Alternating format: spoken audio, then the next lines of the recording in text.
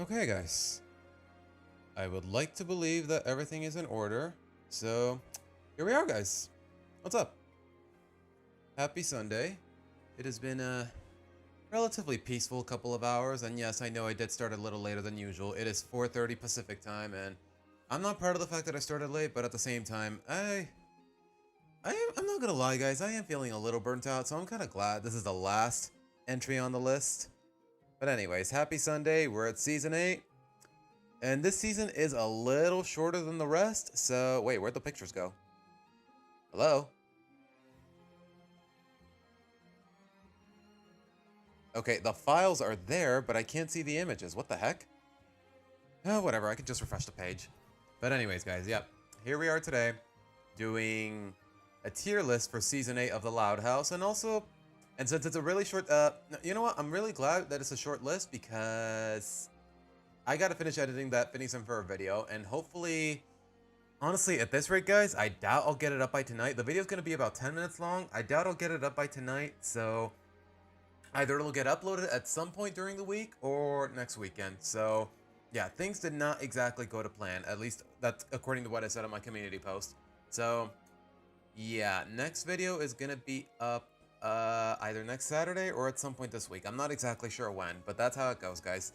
Sorry for the delay, but that's really just how it is. It's more or less beyond my control, although to be honest, I was slacking a little bit, to be honest, but it's what happens when you work 10 hours every day and you just try to rest up on weekends, outside of just streaming and whatnot. But Season 8 had some episodes for sure. That's the thing. I was kind of hesitant to do this listing because I pretty much already covered most, if not all, of Season 8 in my latest Loud House video, which I uploaded like what, 2 months ago, almost 3 months ago. Now that I think about it, holy crap! It has been a journey since then, because that video is basically what put me on the map as far as the Loud House community is concerned.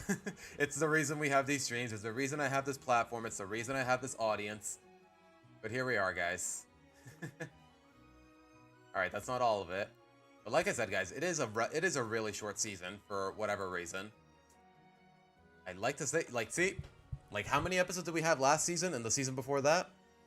It was like, I want to say around 40 something. Here we only have about 26, 20 something along those lines. Because yeah, we have a 1 hour special, we have the whole Europe road trip, and for whatever reason, this season is half as long as most. Doesn't change the fact that most of it is pretty mediocre or forgettable, but anyways, yeah, Tails, it is a really short season. Another plot synopsis for the Christmas movie. Desperate to get off Santa's naughty list, Lincoln hacks into the North Pole computer. What? 1, what does Lincoln know about hacking? 2, why is he of all people on the naughty list out of all the siblings? Like, okay, Night Fury, man, the more I hear about this movie, the more disappointed I am. Like, the bar is just really, really low, man. I'm not getting my whole... Okay, odds are, I probably will write a review for the movie after it drops and I get a chance to watch it. If it's... I'm guessing it's either going to air this Christmas or the Christmas after that, but we'll have to wait and see. Who knows where life is going to take me within the next couple of year or so, to say the least. But alright. After this season, they suddenly decided to split the next season into seasons 9 and 10. Really? They just split the season in half? I don't know what they're doing, but hey. I guess that's how it goes, but... From the Nick Alive website, is Nick Alive an official source? I honestly don't know, man. But alright. Let's get started, shall we? Alright, you know what? Let's start from the top. No, wait, no. Hold on. Let's categorize these tiers. Okay, I will say, guys, some of these episodes in this season are probably some of my favorite in the whole season. Nah, okay, you know what? That's a bit of a stretch. You know what? If that were really the case, I probably would have put some episodes from season 8, or at least one, in my best episodes video, which I didn't. There was a couple honorable mentions, but that's about it. But still, though, there's some episodes I really like, so we're gonna call it solid. I'm not gonna lie, I'm a little tired of using the term neat, so I'm just gonna say nice. We're gonna say mid, and just like always, you know what? I'm a little tired of using yikes and abysmal, so I'm just gonna say dog water, because some of these episodes, ugh. I mean, is it anything new? What can I say that hasn't already been said? Everything after season 4 It's either mostly mediocre, it's really bad, and you'd be really hard pressed to find a really good episode, which on occasion you do, but it's really all I can say. Let's see. You know what? Yeah, I think Yikes is fine. Maybe with an exclamation point. But alright, that's that. Let's get started, shall we?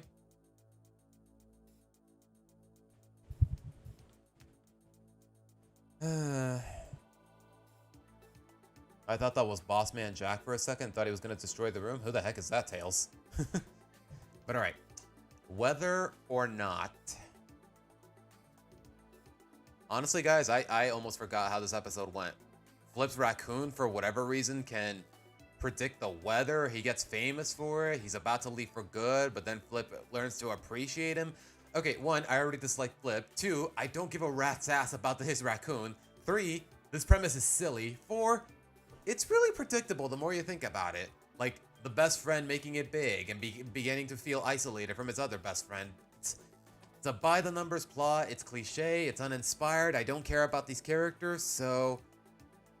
classic Kevin Sullivan miss. We already know Kevin Sullivan wrote this episode, so...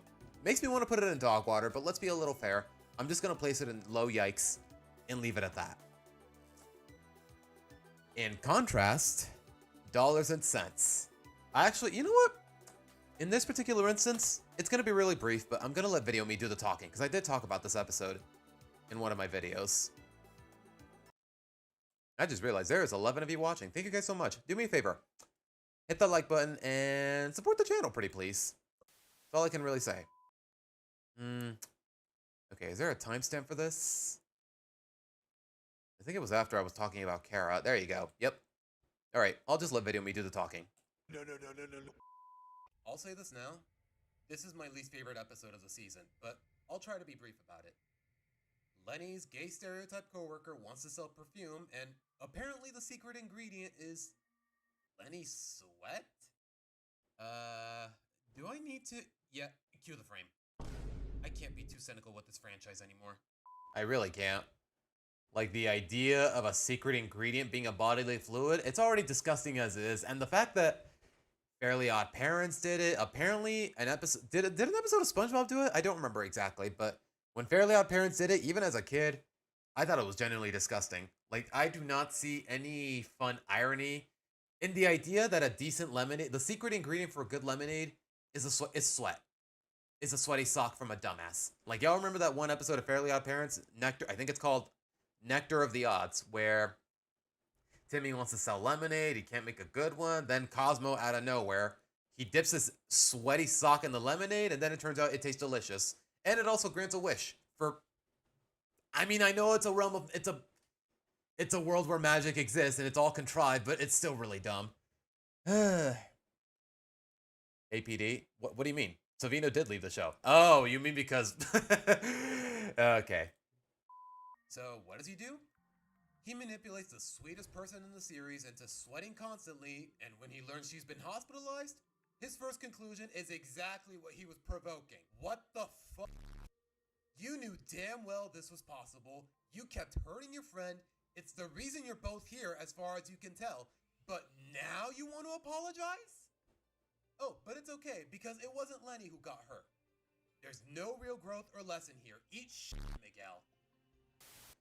Told you guys it was brief, but I got my reasons for disliking this episode.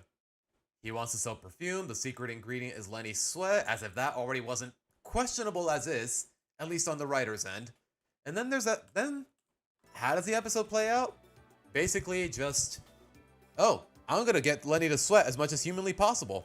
It might get her hurt, it might get her hospitalized, he might suffer from heat stroke or whatever, but screw it, I got a quota to fulfill. And honestly, it just... And then by the end of the episode, he doesn't even apologize genuinely. He goes unpunished, the apology isn't genuine, there's no real growth or lesson as a character, like, no. Fuck Miguel. Like, I was already really iffy on this character because... Let's be real, guys, Miguel is straight up just a stereotypical gay man. There's no nuance to his character, there's no personality, just... He works at a boutique, he's an expert on makeup, he gets really mad when you insult his fashion, like, he's just a fruity stereotype, and honestly, I am so sick of that kind of any kind of stereotype. Like, tropes are one thing, but blatant stereotypes, I'm just not a fan of. But anyways. Like, yeah, the moral, there's an attempt at a moral of actions have consequences, but even then, he doesn't own up to it. There's no consequences for him. Just basically a slap on the wrist for almost getting her friend seriously injured. But anyways, yeah, easy dog water. Easy dog water episode. You know what? Let me put dog water in all caps just for a bit of emphasis. Like, yeah, easily one of the worst episodes in the season. Sorry for nearly dehydrating you, ooh, Lenny. Yeah, basically. Like, he just goes unpunished. Like, if you want to teach that action has consequences, then at least show some meaningful consequences. It's all I can really say. Ink Lemonade with Squidward's ink, considered the worst episode of SpongeBob Silver Age. Yeah, someone in the comments said this episode is basically Ink Lemonade from SpongeBob, and apparently, when I put it in YouTube's search bar, the first result, okay, the second result was a Mr. Enter video titled Animated Atrocities, and you know what? I'm familiar. When he titles something Animated Atrocities, he's usually cooking, so I kind of want to see what he has to say. I'm not going to see it in its entirety, but I am a little curious, and you know what? I may as well watch it with chat. Wait a minute, how old is this video? 6 years ago. Okay, yeah, this is... I guess this episode has gone down in infamy. You know what? Nah, screw the full screen. Have you seen Ink Lemonade? What? Oh, yeah. Remember when Mr. Enter's PNG basically was just wearing a trench coat and a... Basically, he covered himself more or less. Think of Ink Lemonade. Yeah, Lenny should have... Lenny, even with how dumb she is, she should have been furious. Okay, let's talk about that SpongeBob episode. We're not going to watch all of it, guys. I'm just going to watch the first couple of minutes and see what he has to say. I'm gonna get straight up nostalgic in here. So we last checked in with the show during the season 10 episode Mimic Madness, which, in my opinion, was one of the greatest episodes of the show. Really? I'm gonna be honest, guys. I have not caught up with SpongeBob whatsoever since like the late 2000s, if I'm being entirely honest. Like I'm being honest. I hate to sound like such a basically the animation equivalent of a Pokemon Gen 1er, but I really haven't watched SpongeBob at least consistently since like season 4 or season 5. I straight up don't remember. Point is, it's been a very long time. It had fantastic animation, it used all the main characters well, and the song was one of the best in the series' history. Not to mention that it was a decently funny episode.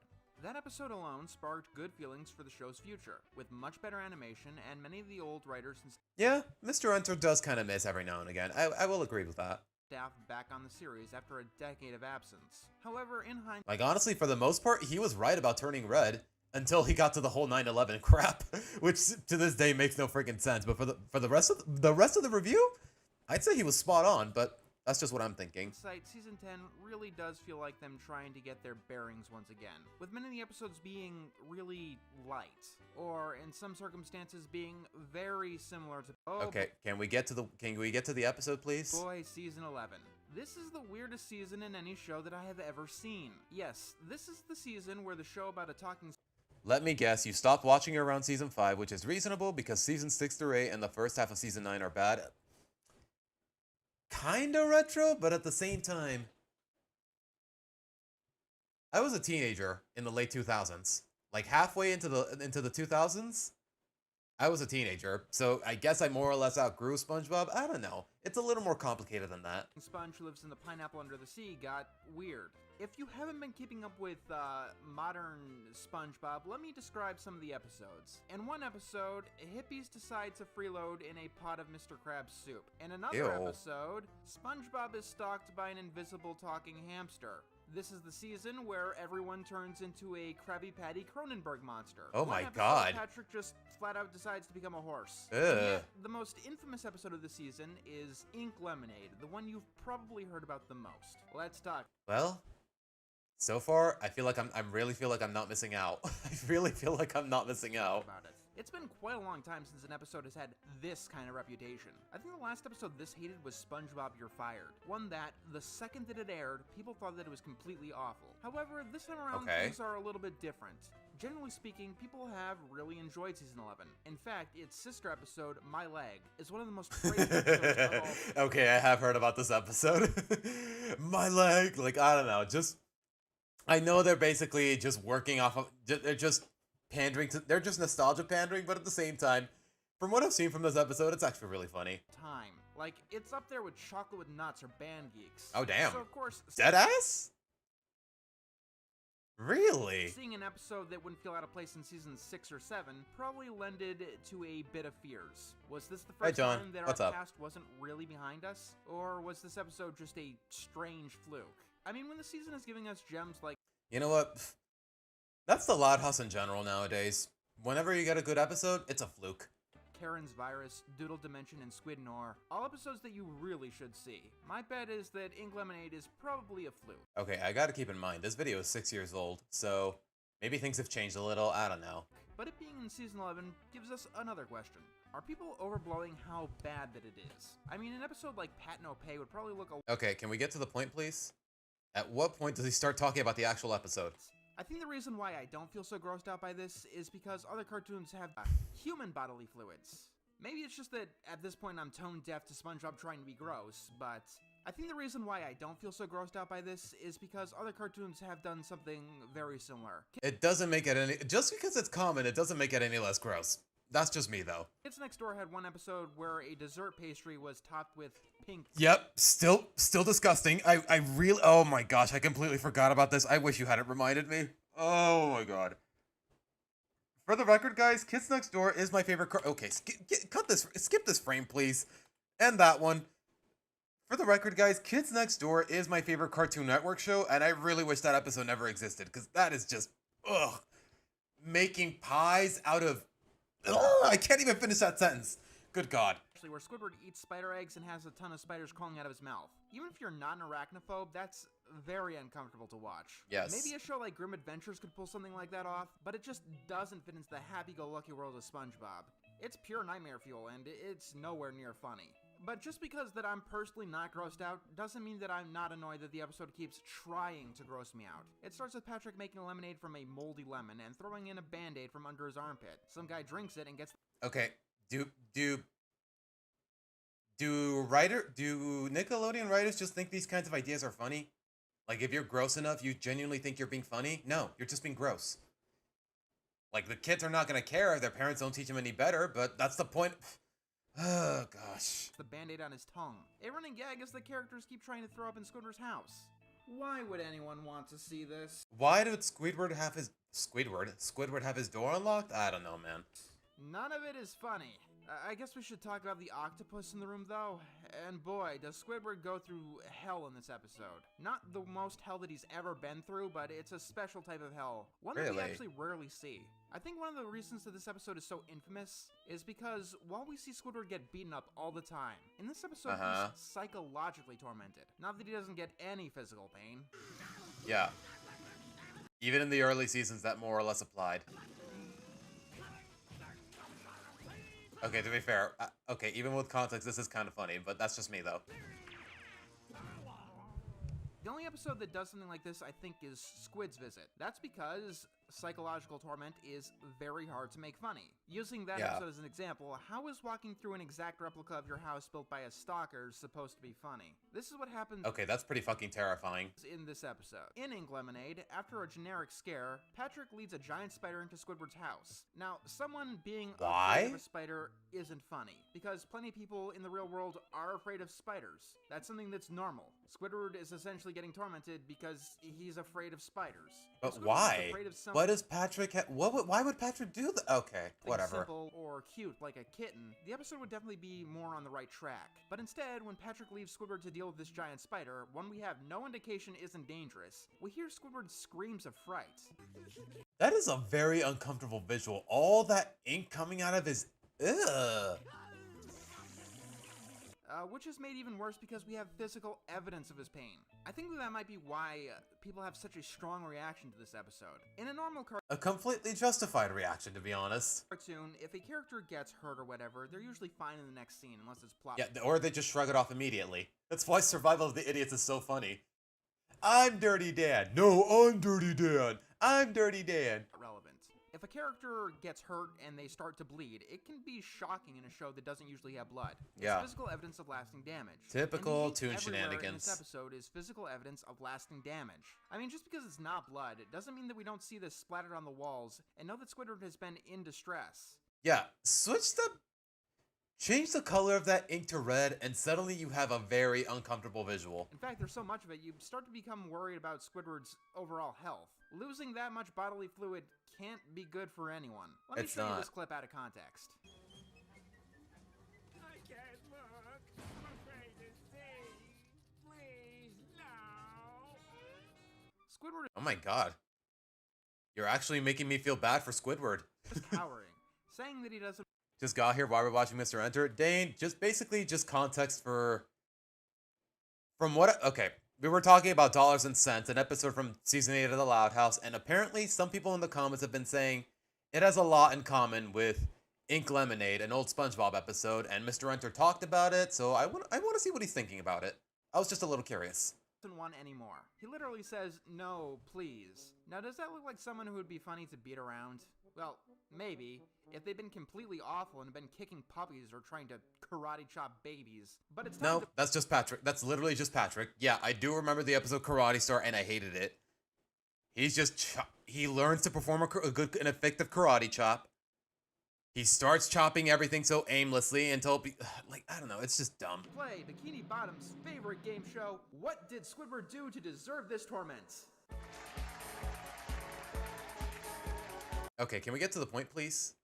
Mock Patrick once, sort of. Squidward is tormented for What did he say? What did he tell him?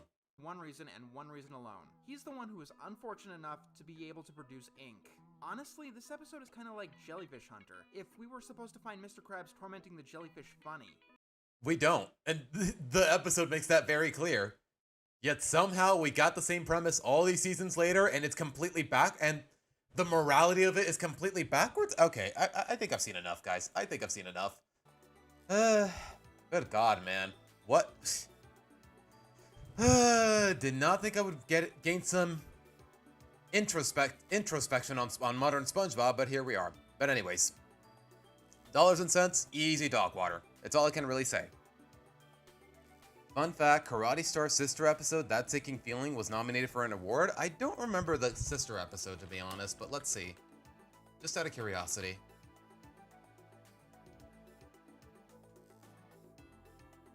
Oh, right, when they're digging underground. I don't remember. Okay, I don't remember exactly how it went down, but I do remember the episode more or less. But you know what? We're not here for that right now. Yeah, back to the listing, because I'm getting a little too sidetracked. All right. Bulking and sulking. Lynn Sr. and the family just minding their own business at the family restaurant. Uncle Lance shows up. He's trying to open another branch of his gym somewhere in Royal Woods. Turns out Lynn's table, the name of the restaurant, by the way. Turns out the restaurant has a whole second floor, and he tells him to just open the gym there. And for whatever reason, it didn't occur to Lynn Sr. that opening a gym literally right above his restaurant could backfire in so many ways. He just says, "Oh, it's my brother, his family. Go ahead, do it." And to the surprise of nobody in the audience, it backfires. Then they try to convince Uncle Lance to leave, and then he overhears the fact that they wanted him gone. He gets sad, the brothers reconcile. Like, I don't know. It's a by-the-numbers plot, to be honest, but at the very least, it has a couple funny moments. Like that whole gag with the lobsters, the whole... like, if y'all seen the episode, if y'all remember that moment where Lynn Sr. and Luann are trying to cook a souffle, they're successful at it, and then at the end, they're like, congratulations, congratulations. Honestly, I just thought it was a really cute moment. I thought it was really funny. But at the same time, it's not enough to save this episode, to say the least, so I'm gonna say either meh or a yikes, but I don't know. What do you guys think? He insulted Patrick for not making lemonade properly. That's it? That's all? Yeah. that's just bad. That's just bad writing. Even for a dumbass like Patrick, that's just bad writing. I will admit, Close Encounters of the Last Kind, you mean the Nerd Kind, from season 8 is the weirdest episode of the show and is the most Yeah, we'll get to it. We'll get to it. Don't worry. We'll get to it, Retro. Don't worry. To add insult to injury, octopi like Squidward use their ink as a defense mechanism against predators. So Patrick is literally taking what he needs to defend himself. Also, yeah. Does that apply to squids as well? I'm assuming yes. At least it isn't Choir Boys from season 6. Wait, is that the one where Squidward wants to join a choir and then SpongeBob just outperforms them, so Squidward tries to avoid him at all costs, so then it turns out the choir really likes SpongeBob? I forgot how it went down, but I do remember tidbits about it. But anyways. Alright. The Weakest Ink. Luna and the Moon Goats, they reached like 10k views on their latest song or whatever, so they want to celebrate by getting a group tattoo. But then when Luna goes to the tattoo parlor, she sees that Chunk is there. She sees that he more or less literally dies while getting his next tattoo. So Luna gets too scared. Then she tries to build up the courage to get the tattoo. But then she can't do it. She can't pull that off either. So she gets a fake one. But then she accidentally falls into water. Everyone notices that it's a fake tattoo. She fesses up. Like, I don't know. I enjoyed the slapstick of Luna trying to build the courage. Like, she basically gets Lynn to pelt her with dodgeballs. She opens a jar of red ants. Like, I don't know. Like, the process of Luna trying to build the courage, it's fun. It makes for decent slapstick. But at the same time, it's also... Like, the episode is enjoyable, but at the same time, the plot is... Like, half of the plot is just a liar reveal cliche. And to be honest, this episode has one too many of those, and most of the time, it's really not done right. So, I'm a little mixed. On one hand, it has a couple of moments, but on the other hand, it has so much that I'm genuinely fed up about. I think it's fine. I want to say I'm gonna put it in the top of mid and leave it at that. Like, I don't know. Another episode where Sam did little to nothing in the episode. Yeah, I actually talked about this in my latest video. Sam is dead weight. I'm not even exaggerating, guys. Look up the transcript for this episode. Look up the script for this episode. If you delete all of Sam's lines, you're not gonna miss a thing. You're straight up not gonna miss a thing. Like, it's crazy. Like, as I was doing research for my video, like, that genuinely surprised me. Okay, it shouldn't have surprised me. We know how pointless of a character Sam is in the grand scheme of things, but still. Anyways. Yeah, the plot is a little predictable, but at the very least I enjoyed the slapstick, so I'm gonna place it in high mid. Maybe a low nice, but we'll see how things go. Alright. Speaking of live reveal cliches, this is the one time I think they did it well. In Toddnedo. Lisa's best friend, Darcy. She's having her 5th birthday. She wants Lisa to go, but it turns out the same day, Lisa is off to some sort of scientific conference to meet one of her idols. So she disguises Todd as her to show up in her place. But then Todd is recording everything he sees, and then eventually, okay, one, the slapstick is actually really fun. Secondly, while Todd is recording Darcy talking, Darcy says, Lisa, something along the lines of, I know birthdays aren't really your thing, Lisa, but it means a lot to me that you're really here, so thank you. Then Lisa overhears it, then she leaves the conference before she gets to meet her idol, and then she's basically driven on her own accord to actually do the right thing. Like, it does bother me a little that she goes a little unpunished for basically lying to Darcy, but at the same time, I felt the emotions, I appreciate the continuity, the bond between Lisa and Darcy is very charming, Darcy's a very memorable character, and you know what? It's overall a really fun episode. It's one I don't really dislike by any means. So, yeah. I'd say this is the first solid of Season 8. There's a couple more I can think of off the top of my head, but we'll get to those when the time comes. 8 out of 10.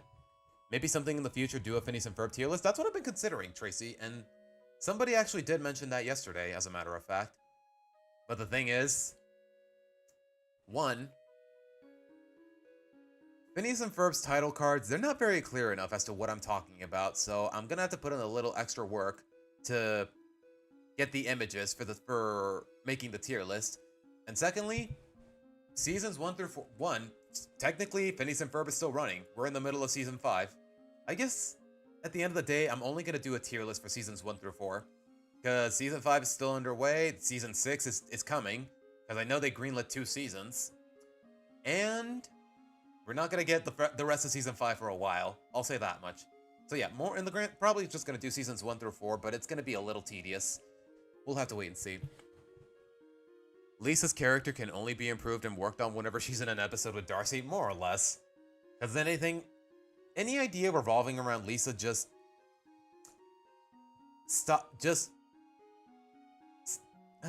growing as far as her emotional naivety is concerned, at least on her own, it's more or less been done to death. So honestly, the only way they can expand on it nowadays is through Darcy. Yeah, I agree. But alright. Be careful what you fish for. It's literally just the plot of Moby Dick, except instead of Captain Ahab, you have Lincoln's grandpa.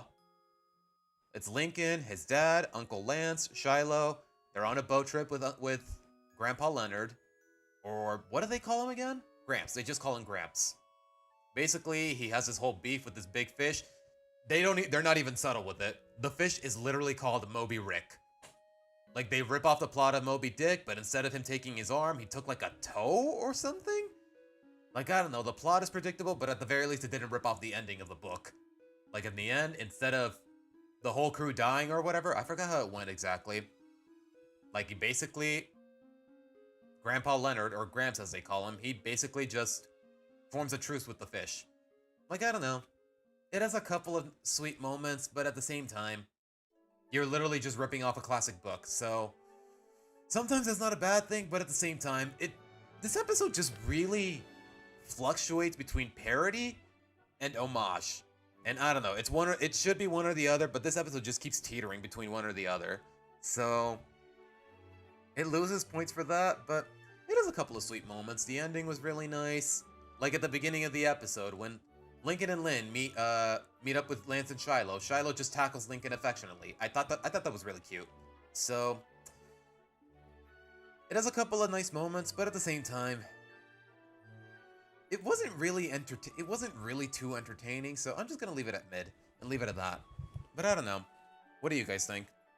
It's still a good episode despite the Lara reveal cliche and Lisa not getting properly punished for lying to Darcy. Yeah, this is one of the few times I can let that slide because, like, overall, the episode is just really engaging and it's really sweet and it still sells me on the emotions. Like, most of the time, my problem with the liar reveal cliche is not the fact that somebody goes unpunished or something like that. It's just the fact that it's a cliche. But in this particular context, it's different enough to where I can actually respect it.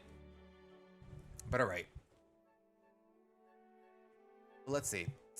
Stealing Thunder. Y'all already know how I feel about David Steele, and the fact that it's after No Time to Spy, it's a subject again, it's honestly a really aggravating idea. Like, you think Lincoln would finally outgrow his David Steele face after the events of No Time to Spy, but here we are with this episode. He's filming a James Bond-inspired film. He hires Lynn to do his stunts. And apparently he gets so popular at school because he's doing this film making this movie for a film festival. And as a result, he doesn't tell anyone that Lynn was doing all the stunts. He gains a lot of popularity. This is a liar. Let me put it this way. This is a liar reveal cliche done wrong. Because the episode is just really boring and really uninspired. Like, yeah, at the end of the episode, this is one of those times where Lincoln... One. Hold on, guys. Someone's knocking. I'll be right back.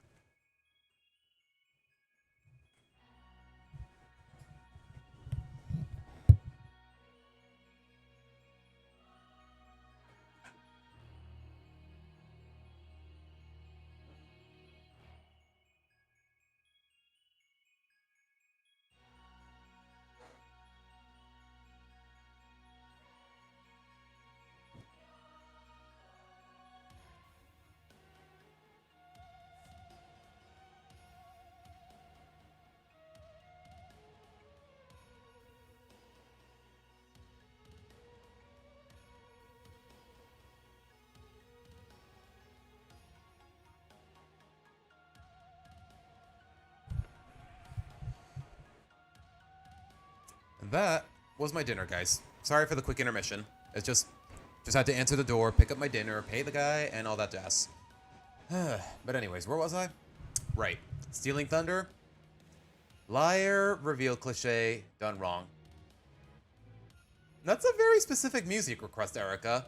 I mean, I'm familiar with it, but why would you want that? Why is there a reason you want that in particular? I mean, I'm happy to humble the request because I love Mario Galaxy music, but what makes you want that? Is this the one I think it is? Okay, it is. It's the one I'm thinking about. You know what? I dig this.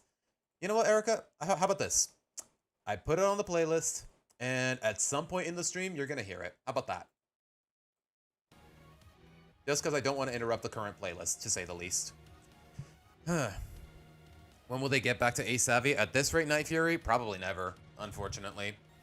It has been 5 seasons since Ace Savvy was ever a subject or a plot point, and that's really disheartening. And honestly, I'd say the David Steele stuff, it was already wrapped up so neatly with No Time to Spy. I don't know why they ever brought it up again, to be honest. And yet, it's done on more than one occasion in seasons 8 and 9. Like in season 9, we got that episode where they hired Luann to play a James Bond villain. Like, I don't know, man. It's so cliche. It's uninspired. It's boring. Actually, I'm gonna let Video Me do the talking. What's my favorite season out of all of them? I'd say probably season 3, just because it's got 2 of my favorite episodes in the whole series. My favorite episodes in the whole series, my top 2, as a matter of fact. Go watch my best episodes video, if you're wondering which ones. Maybe I can overlook. Okay, let's see. Here I'm talking about trouble brewing. Okay, you know what? Here we go. I'll just let Video Me do the talking, because, like I said, guys, a lot of these points that I'm making for this tier list, they're really redundant when you think about it. The messaging is just another liar reveal cliche, except they did it better 2 episodes later. Half of the episode is set at Lincoln's middle school, but most of his friends are gone for some unexplained reason, and... Okay, that is another nitpick. Not really a nitpick, just a big complaint.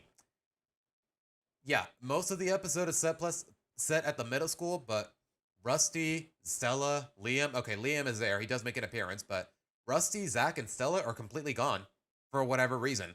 We don't hear their input on Lincoln's lies and whatnot. They're not the ones who ask, hey, Lincoln, did you really do those stunts? Like, why? I might be alone in this, but I am so fucking sick of David Steele. How many more forgettable-ass, bootleg James Bond episodes are the showrunners gonna keep shoving down our throats? It's forced, it's uninspired, it's boring, it's predictable, and it shows a lack of commitment because remember when Lincoln's biggest nerd craze was that one superhero detective and it made for a lot of great episodes? One of which emphasized his... I will say this, Deal Me Out is one of my favorite episodes in the whole series. Like, I don't know, I really like the messaging. We get the lore of how Lincoln met Clyde. Like, it has a really interesting premise. It's really funny. All the more reason I really dislike the David Steele gimmick because Ace Savvy just got completely scrapped for some unexplained reason. To it? When's the last time that was a plot point? Exactly. I'm not saying it was anything revolutionary, but at least that felt fun and original, which says a lot for a superhero. Yeah, Tracy, most of season 9, okay, I'd say about a little less than half of season 9 has not aired in... It hasn't aired in Mexico, and I don't have the means to watch it. So until I get a chance to watch all of it, until I have access to all of the title cards on, like, say, the Loud House wiki, I'm probably not going to do a tier list for season 9 because it's basically unfinished. The only time I genuinely could bring myself to give a damn about the whole spy shtick was when they needed 90 minutes for it. But we'll get to that later. Cop Round? I have no idea what that is. Honest to God, what's the Just a Robot drama? Nothing but mindlessly entertained because, let's be real, what has been the messaging behind most of its episodes? It's okay to spy on your neighbors, don't put faith in your family. Yeah, honestly, family bonding is a really awkward episode, to say the least. Always borrow money even when you can't pay it back? You'll luck out and go unpunished anyways? And we actually talked about this episode anyway. We talked about Beg, Borrow, and Steal while I was doing Season 7's tier list. Also awful. We're in 2025. Who even asked for these dead-on-arrival parodies? I get that some episodes are just in it for the interactions between characters, and I understand that. Ironically, though, I did enjoy Present Danger. That's pretty much the only time I did. That and No Time to Spy are the only occasions where they worked with the David Steele gimmick, and I didn't hate it. Some of the best animated shows I know run on that almost entirely. But when this show tries that more often than not, all I know is that this show is more than capable of entertaining and portraying genuine emotions, and sometimes it's much better when it focuses on that primarily. Okay, that's all I really gotta say. Point is, yeah, I'm sick of David Steele. This plot is not really entertaining or funny. It's cliche. Like, it's missing a lot of elements that you would expect there to be, so I'm gonna say yikes, just because Dogwater might be a little too harsh. It's not an insultingly bad episode, it's just really boring, to say the least. But yeah, Tracy, the summer camp arc, I have no means to watch it. Either people leaking it or it officially airing in Mexico. So yeah, my hands are tied in that regard. Like, I'd rather not do a tier list until I've seen the season in its entirety, more or less. Loud House writers are really running out of ideas? Yep. I've more or less already talked about this, and there's reasons for it. But alright. A Night to Remember.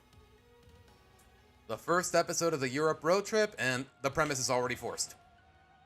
Like, remember, like, apparently Luna is so buddy-buddy with her idol Mick Swagger, this international rock star, that he even invited all of the Louds to his knighting ceremony. Like, no, you are not that tight with this girl, bro. You did her a favor once, you've spoken to her on more than one occasion, but nah, I'm not buying this connection whatsoever on his end. Like, it's just way too much of a stretch. You would say you had a great day. The new Adventure Time session trailer came out today, and I'm happy. Yeah, Hode, I know you're a big fan of Adventure Time, so good on you, my dude. What's up? Welcome to the stream. But alright. As far as this episode is concerned, the premise is already forced. Like, okay, the Louds get invited to London for Mick Swagger's knighting ceremony, and apparently Myrtle's secret agent boss is on a mission at the event, and once again, they're forcing the David Steele crap. Lincoln sees that it's Myrtle's boss. He's like, "Oh, can I help with the mission? Can I help with the mission, pretty please?" And then he has to beg. The boss reluctantly agrees, and his whole family tries to help out in that regard, and and to the surprise of nobody, Lincoln's ambition backfires again. If he hadn't gotten involved, everything would have been fine. The agent still would have been there. Like, apparently because of Lincoln's interference, Mick Swagger gets kidnapped. Like, the reason the agents were at the event was because they got word that something valuable from the royal family was going to get stolen, and apparently the plan was actually that Mick Swagger was going to get kidnapped. Like, Lincoln got all the agents' attentions by confirming something that wasn't true, and disaster ensues. And that's only half of the episode. Like, halfway in, and you already fucked up. Like, the narrative already fucked up. And then the other half of the episode is, hey, rescuing Mick Swagger, Lisa's a genius, she found out who the kidnapper was, they go into his lair. Like, the other half of the plot is just really generic and boring. Like, I don't know. Like, I'm just gonna put it in yikes and leave it at that. You know what? No. I'm gonna put it in Dogwater just because it's a huge step backwards for Lincoln's character development. All the character development from a movie, which is a really rare occasion for this franchise, completely undone only half a season later. Just because, oh, David Steele, James Bond, kids like James Bond, right? We gotta keep the kids entertained, right? Like, yeah, her idol got kidnapped, it's Lincoln's fault, and honestly, you'd think Luna would be a little angrier, but no, she's like, oh, don't feel bad about it, dude. I mean, I know it's totally your fault, but you can't blame yourself, like... And the only reason they were able to track him down in the first place was because Mick Swagger conveniently dropped his pin. Like, dropped his guitar pin on the floor as he was getting kidnapped. Like... Do I like the updated animations? What, you mean like the title card tales? I think it's fine. Didn't really get my attention in any way. Like, I guess it's a nice quality of life change, but what more can I say? I'm honestly so... Oh wait, I already read that comment. What if that movie wasn't canon? Well, if it wasn't, then Lincoln would not be able to recognize Myrtle's boss. At least in that case, it would make sense, but Lincoln would have no idea who she is. Like, what was her name again? Her name was X, right. Her name was X or whatever. That's a really stupid name, by the way.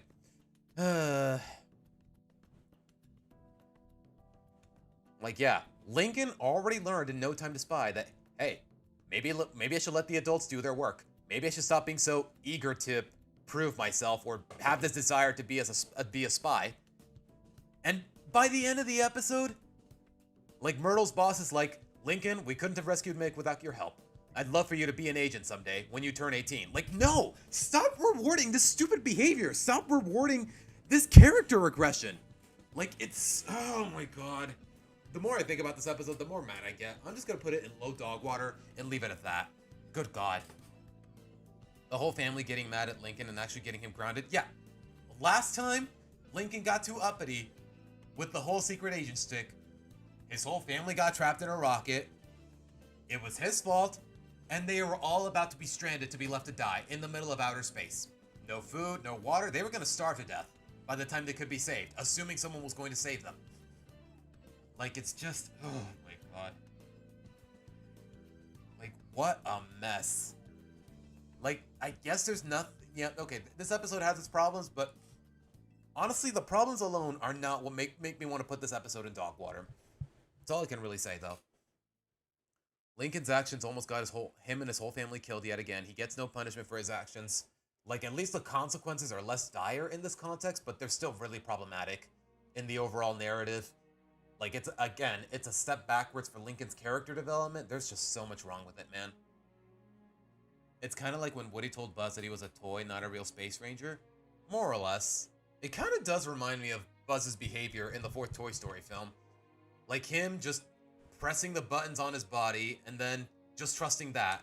Like Woody tells him about like, how would Buzz Lightyear of all people, the dedicated space ranger with a moral compass and a really respectable sense of instinct, not understand that a conscience is not the buttons on his body? Like, oh my god. Speaking of horrible mischaracterizations, but I digress.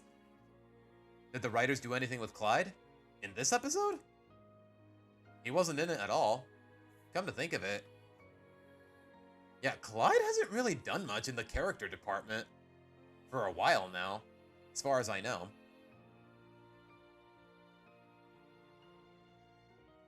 Like, exactly, Night Fury, exactly. The moment Lincoln says, hey, you guys want to help me? You guys want to help me help these secret agents? Like, his parents, or even any of his sisters could have told him, Lincoln, the last time we helped them, we got trapped in a rocket. We almost got trapped in outer space. Like...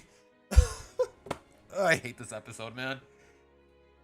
Like, on its own, it might seem typical, but it might seem like an atypical by-the-numbers episode, but when you take the overarching narratives into consideration for whatever they might be worth, this episode is fucking awful, man. It is just the worst. Like, Fifi, Myrtle, Lincoln's character development, him throwing his comic books and crying his butt off, justifiably, him trading, like, you know what, again, I'm gonna just let Video Me do the talking, because I think I've said enough about this episode, and I don't want to be too redundant about it. So, let's see, where is it? Alright, here we are. Do I think this international rock star appreciates Luna's admiration and performs at her local high school as a favor?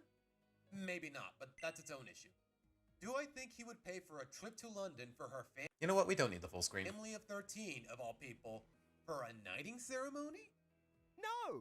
Not even close. And that's just the first of this. Again, even the premise, or even the episode fails from the start. The premise is so forced. Episode's problems. Myrtle's boss is on a mission at the event, and oh, great. Lincoln's back on his secret agent high horse because it's not like it almost got his whole family killed last time or anything.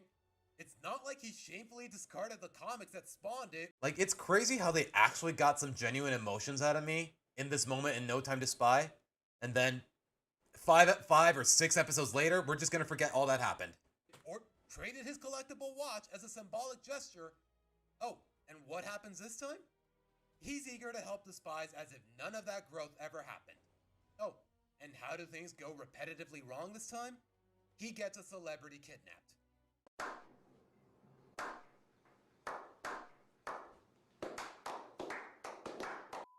Congratulations, you played yourself, Lincoln.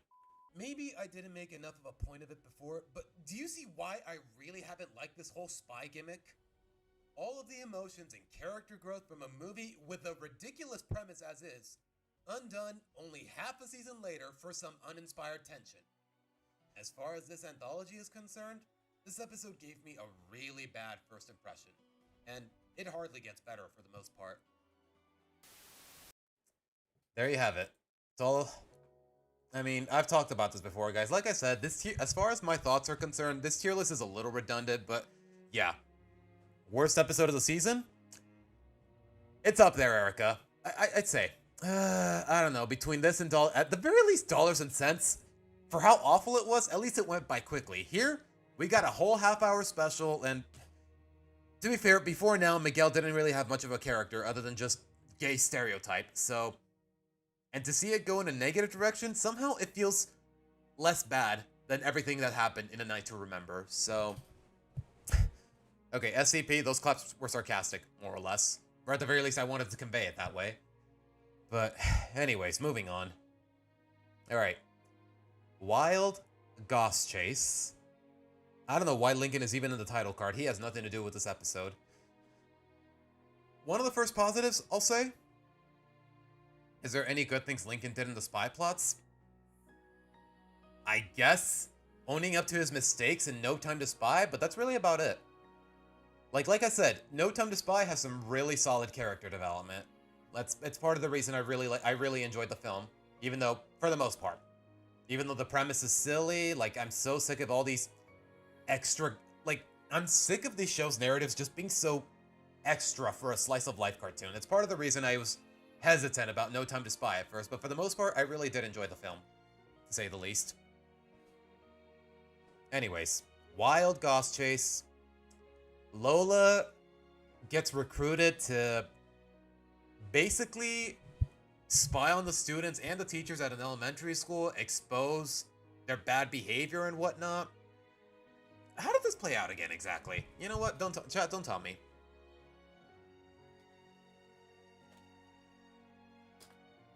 I'm not sure what to make of this episode because I don't remember a good chunk of it. But let's see. Oh my god. Yeah, oh my god. Get these ads out of my way. Even with the ad block, they're still in my face.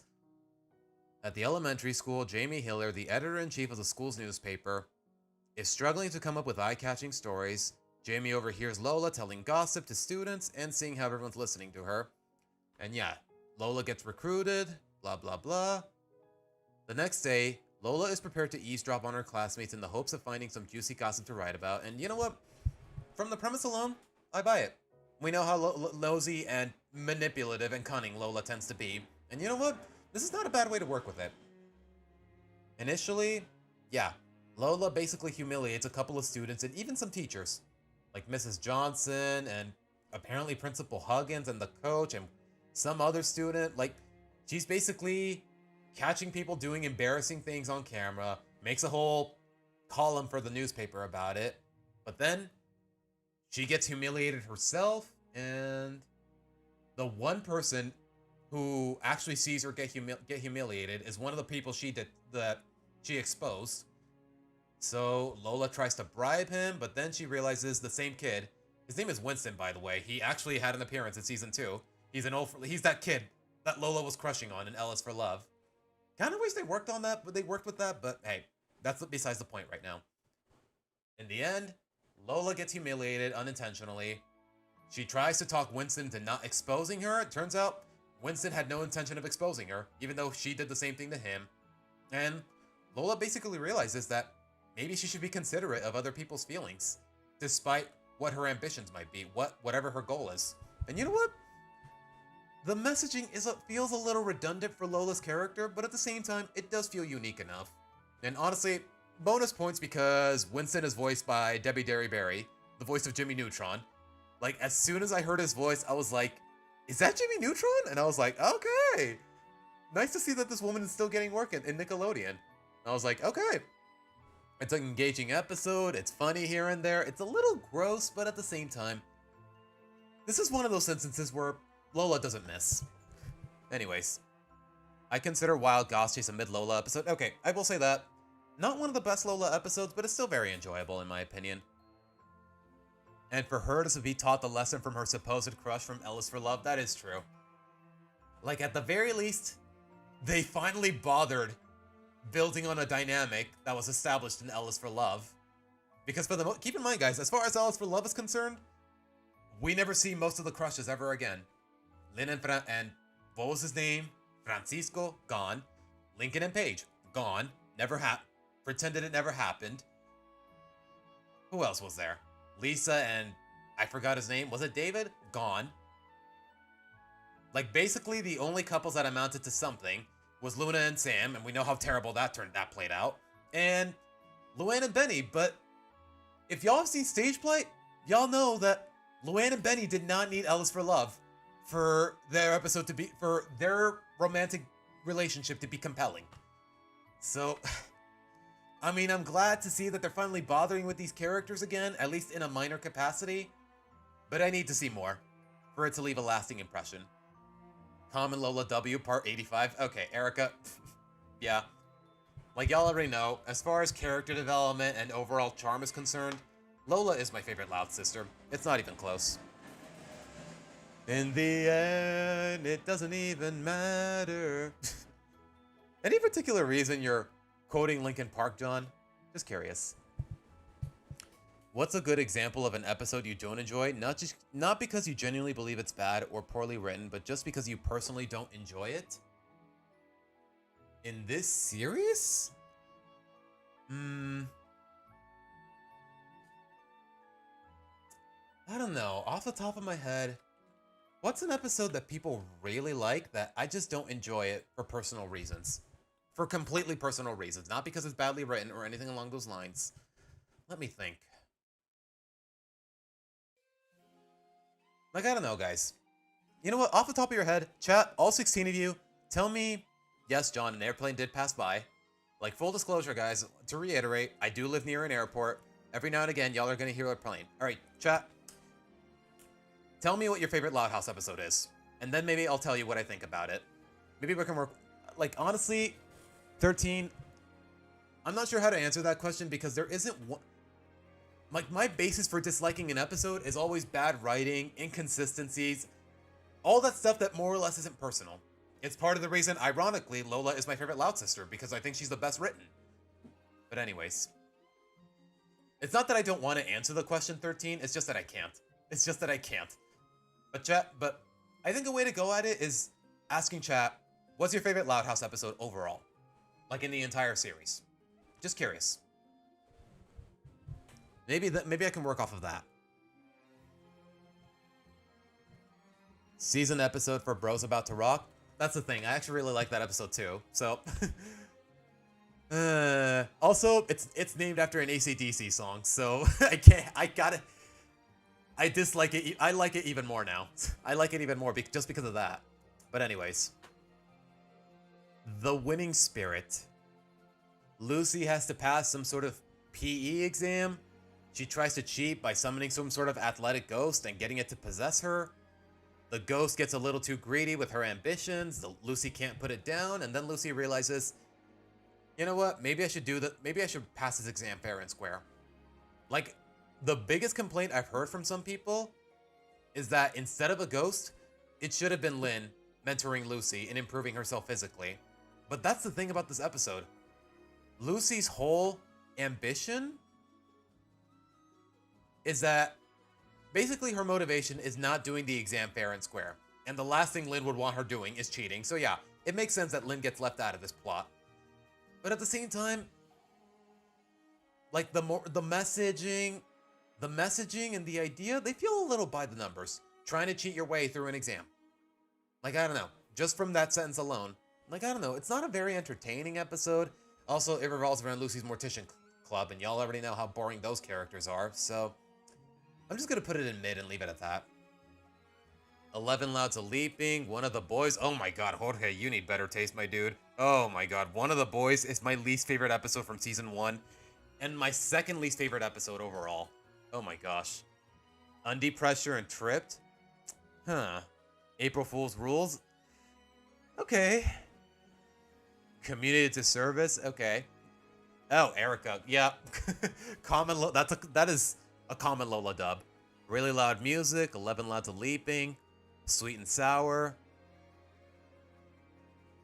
I love a found gay family story, so anything with Harold and Harold McBride. Like I said, guys, the McBrides are passable as characters, but they're really nothing that interesting, to be honest. But I don't know, as far as the episodes that everyone has said, I guess I would say April Fool's Rules. Like, I've gone on record saying that I don't like any of the April Fool's episodes because they make Luann seem so awful. But in the first instance, I can understand why people enjoy it, but at the same time, it's not my cup of tea. So yeah, 13, as far as your question is concerned, I guess I would say April Fool's Rules. It's the least egregious of the April Fool's episodes by a long shot, but at the same time, I still don't enjoy it. Probably because, like I said in the past, guys, as far as Lincoln and Ronnie Ann's romantic relationship is concerned, I'm not sold on it. And I'm glad the narrative has been pushing that in some cases, but in some other instances, they're still insistent on Lincoln and Ronnie Ann being the endgame of the series, which still bothers me. Kings of the Con and Brawl in the Family. Okay, APD, you're just messing with me, man. I think those are both awful episodes. I haven't watched the new episodes, but if I were to choose my favorite, I would say Wild Goss Chase. Really, Cop? Like, I don't know, man. It's a fine episode, but it's nothing crazy. But alright. Pressure Cooker. You know what's a mass appeal still confounds me and angers me? Archie? What do you mean, Archie Comics Aura? Honestly, I don't know anything about it, so it's all I can really say. I don't know anything about Archie Comics. Like, it's a staple name, but that's really all I know about it. Anyways. Pressure Cooker. Brace yourselves, guys. It's written by Kevin Sullivan. And you know what? It checks out. Clyde and his grandma, apparently they're so good at making desserts that they decide to open a food truck. And apparently they start conflicting with each other because Nana Gale just wants to make traditional homely pastries and Clyde wants to go all out with the fanciness. They're at odds with each other, hijinks ensue. And honestly, I don't know. It's a by the numbers episode, so... But at the same time, it's about a character I really don't give a shit about. I care about Clyde, but I just don't care about Nana Gale, and it's honestly really baffling that she's had, like, what, 4 or 5 episodes that revolve around her, so I'm gonna place it in low mid and leave it at that. Yeah, APD, I sincerely hope you're being sarcastic. Like, I do not know a single person who likes one of the boys unironically. It is a yikes, especially Kings of the Con. And anyways. But alright. Homeward Bound. Season 8's pilot. Lori moves back home from college because the writers were like, yeah, Lori being at college, it definitely detracted from the overall narrative. You know what? I'll just let Video Me do the talking. Again. Just because it's the first episode I talked about in this video. But alright, where is it? With the first episode of the season, which holds probably the biggest bombshell it had to offer. Homeward Bound. Lori moves back into town for college for a gap year after just 1 semester? It's never made clear because, well, we know how inconsistent this show's timeline is, but even then, really? Maybe it's because I got my bachelor's in a consecutive 3.5 years, but is taking a gap year so soon really that common? Yeah. Canonically, has it only been 1 semester since Lori left college? Since, like, she's taking a gap year, hypothetically, but it's only been, like, what, 1 semester? None of them look any older, or has it been a whole year? Like, again, okay, I hate to reiterate about this, but this timeline is just an absolute mess. Like, you want me to treat these like actual people with actual ambitions and actual endeavors and actual emotions? Just give me a consistent timeline. I got a lot of questions that don't need answers, but anywho. As far as the premise is concerned, Link... Okay, APD, you are capping, thank God. You can kind of put it best. Because Lori's always kind of been the glue that holds us together. I feel like this is the writer's way of admitting that Lori's absence for the most of the show since season 5 kind of put a dent on the quality. The cast felt incomplete, and not to mention, most of the episodes set on her campus were either poorly written or just boring. Yeah, to be honest, guys, most of the episodes set at Fairway where it's just Lori, I'm willing to bet if you look back at all of my tier lists, chances are that all of those episodes are in mid. Like, you'd be really hard-pressed to find an episode that actually made it above the meh category. It feels like the showrunners are just saying, yeah, we screwed up, she's back now. Don't get me wrong, Lori leaving spurred a lot of good character development. Except for Lori Days. That's pretty much the only exception. But then again, it's technically not even set at the university, so... ...in her, and even in, say, Lenny. But in the grand scheme of things, this feels like a giant cop-out, and it just spurs even more ambiguity. Is she staying for the rest of the show's runtime? I thought they're ever going to do another permanent time skip. If one semester has passed, does that mean we're in January or December? And if that's the case, how is she present in the Halloween special later? Oh, we'll get to you soon enough. Because if that's the case, does this mean another year has already passed? Yeah, like, none of it makes any... Chronologically, none of it just makes any sense. That's the first of my problems with this episode, to say the least.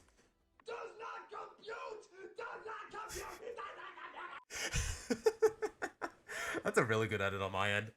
Like, seriously, guys, as far as this edit is concerned, I just wanted some sort of generic sound effect of a computer saying does not compute. And I typed does not compute on YouTube search bar, and it showed me this clip of the Nostalgia Critic. And you know what? I'm a big fan of Nostalgia Critic, so you know what? I'm really glad. Things worked out the way they did. Oh, we'll get to you soon. Does not compute! Does not compute! As for the episode itself, well, it's mostly fine. Lori tells the family that she wants to find her own place to live, but the Loud Kids really missed her, so they sabotage her apartment hunt. Lori decides to live at home again, but in the meantime, the narrative just tries to hammer in the fact that she's not happy there. Some of it makes sense, but some of it is narratively problematic. Problem 1. Lenny snores and sleep talks. But how did Lori not already know this? You shared a room with her for most of your life. Like, yeah. Some of it is these 17 years you've been sharing a room with this girl, more or less. And you're just finding out that she's a snorer? Like, did Lenny develop the snoring habits while Lori was gone? Like, it just doesn't make any sense.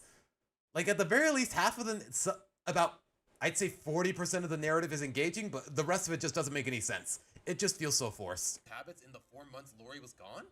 We don't know either. Problem 2. The Wi-Fi is inconsistent, but is there any reason to think it was any different back then? Yeah. You still live with 10 siblings. Like, why would the Wi-Fi be any less or more clunky? Problem 3.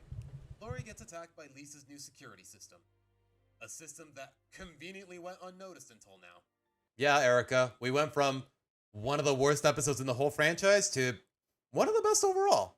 One of the best Lola episodes. Nothing suggests that any of this should be a surprise, to the point where I'm not really sold on Lori's unhappiness in that aspect. And it gets even more unreasonable. Lenny mistakenly disables Lori's alarm clock since the latter said she needed to sleep well for a job interview. Like, dude, like, I get that Lenny is a dumbass, but she also has a job. She knows that she needs to show up on time. Why would she not understand that with Lori? Like, Lori says, okay, I need to sleep well for a job interview. And Lenny just screws with her alarm clock. Like, what? Even for a dumbass like Lenny, that just doesn't make any sense. Causing Lori to oversleep, but she tries to go anyways? You're already 3 hours late. Why even bother showing up? Like, yeah, I get that you're stressed out at the fact that you're late to a job interview, but give it up already. You're 3 hours late. It's over. Why are you rushing to go there? Like, just give them a call, explain the situation, but otherwise, what the hell is this? It just adds to Lori's stress, which was already uncompelling as is.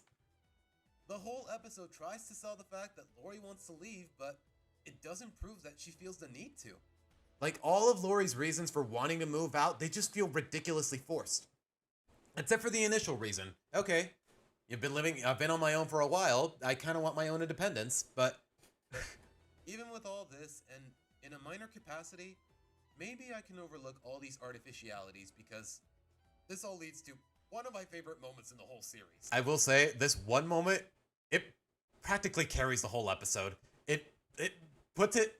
Okay, just for the verdict, guys, if it weren't for this following moment, this episode would be an easy yikes.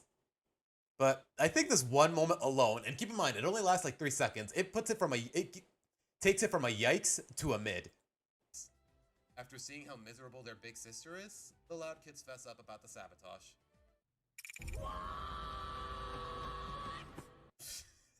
Like, at first, I was really indifferent towards this moment, but listen, just listen. Just take a moment to appreciate all the layers of comedy in those few frames.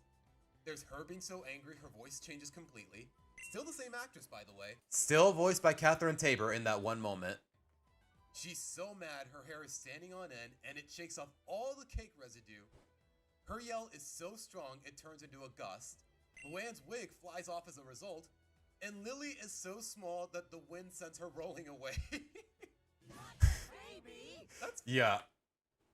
Honestly, what a gem of a moment, man. And it only lasts like 5 seconds. Like, it's crazy. 5 layers of comedy in just those 3 seconds. Like, I'm serious. That many layers of comedy in just a few moments. Like, am I watching an episode? Am I watching classic Tom and Jerry?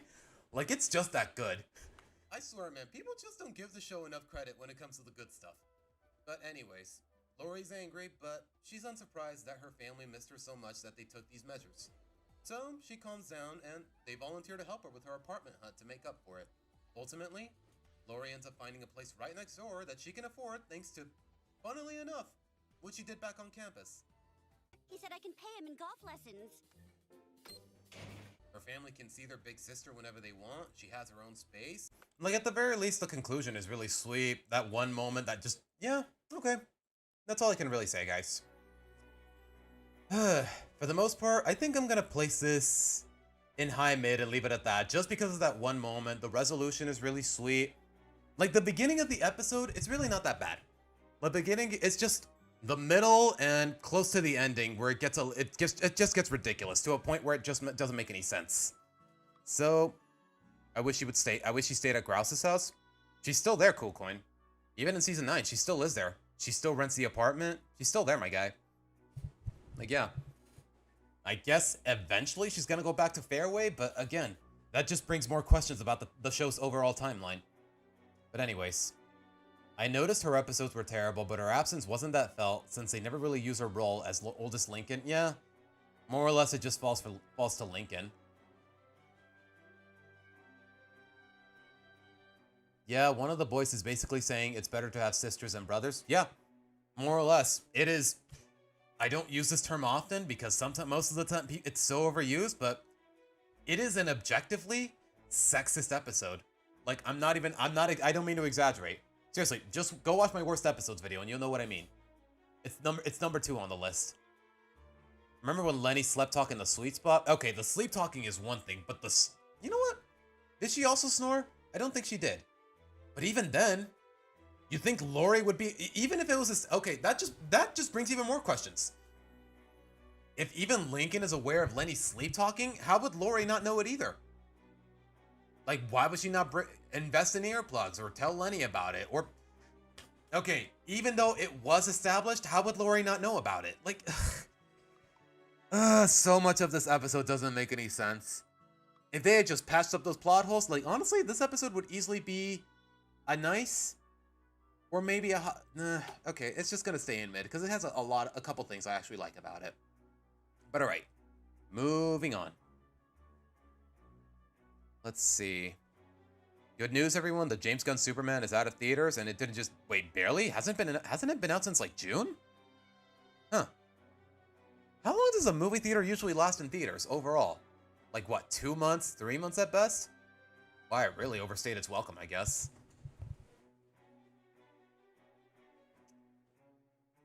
But let's see. It didn't just flop, disappoint general audiences, but landed nowhere near Man of Steel. Yeah, I think in terms of box office, I think Man of Steel did outperform it. Even though Man of Steel, honestly, it just has way too many problems in the narrative for me to actually enjoy it again. Like Henry Cavill, peak casting as Superman, but that's really its only redeeming quality. Like the Jesus metaphors, like the whole plot, all the casual, like I just have so many problems with Man of Steel, but you know what? We're not here for that right now.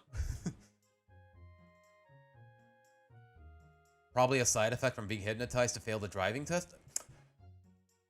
That is a really good headcanon, Aura. Now that I think about it. That is true. What if Lori's hypnosis from there actually backfired, even to this day? Wow, okay, that is really good headcanon. Anyways. Only mine will tell. Guys, if you have seen my video, it's easy solid. Easy solid. Like, okay, the premise is Luann has to take a miming exam. She basically can't communicate with words or even text messages or writing of any kind for like, what, a whole day, a whole week? And then when she gets home, she can't say no to anyone. She basically gets tortured. Like, you might think it might seem a little harsh. Like, okay, you know what? Again, I can just let Video Me do the talking because it's really hard for me to put my thoughts together on the spot. Like, I don't know. It's really simple, but it's a really fun episode. I actually really enjoyed it. So, of course, care to make a good episode because this is probably my favorite of the season, and I've noticed there's kind of a formula to it. Step 1, work off of a pre-established idea. You're like, yeah, miming with how she met Benny. We've seen her mime with Benny on more than one occasion, and now she has to qualify. She is taking a miming exam, more or less, to make it to a miming varsity team. You know what? That's a really stupid idea, but as far as this show is concerned, I think it can work. I can work with it. Yeah, you're 8 seasons in. You can't just go all, My source is that I made it the fuck up. Step 2, build on that idea. Step 3, keep everyone in character. Step 4, make good jokes. Step 5, like honestly, Luann just doing the charades, I thought it was really cute. Teach a good lesson for the kids. Come to think of it, no wonder I really like this episode too. Shoutouts to episodes or movies where characters can only communicate in pantomime. Yeah, that's honestly, Erica, I've said it before. I said it in my best episodes video. It's got to be one of my favorite genders. Like the Reef Blower episode in SpongeBob, the episode of Fairly Odd Parents, I forgot what it was called, where Timmy basically wishes for there to be literally no noise anywhere. Like honestly, those are really fun episodes to say the least, just because the writers really have to get creative with it. And I mean that in the best way. And sometimes it really works. Can't be that easy. Okay, Cop Friend, that's a hell of a stretch, my dude. It's that easy. Luann has to avoid talking for the whole day to pass a miming exam, so... Also, what's up, Pixel? Welcome to the stream. Of course, everything around her just so happens to push her physical and ethical limits. Like, Lola says, hey, can I, practice a haircut on someone? And then Luann can't say no, so Lola takes her... Lola takes her. Lynn needs a workout buddy. Luann can't say no. Lisa needs a guinea pig for her experiments. Luann can't say no. So, like, yeah. Like, I've tried it before. I've tried to avoid talking for a whole day, guys. And eventually, you're going to have to give in. Like, you can't just go living your life without talking unless you physically can't. Culminating in her giving in to save a whole restaurant from food poisoning. Yeah. She gets a peek at her dad's phone. Apparently, one of his providers for... some of his, what do you call it? His resources for the restaurant? Like apparently said, oh, the lobster I sent you, it's gone bad. Don't use it. Lynn Sr. forgets her phone, so Luann has to rush to the restaurant and tell her dad, don't eat that lobster, without saying a word. Like honestly, that's such a challenge. But Luann still passes since mimes are allowed to talk in life-threatening situations. And yeah, apparently according to the mime rules or whatever, she's allowed to talk because she's basically saving lives. Even then, most of this episode is just creatively funny. Hold on, play that again. Play that scene again. Even then, most of this episode is just Luann just the eyes, the hand gestures, the creatively funny. The dialogue is concise, the body language, her putting on the mustache, and by extension the animation are on point. And it's overall just a fun time. And I don't know who was on that piano, but give them a raise. Yeah, the soundtrack for this episode, it's really unique. Like, basically the whole soundtrack is nothing but piano, and it really works. It feels like it just lets the episode stand out, just because the soundtrack is really unique.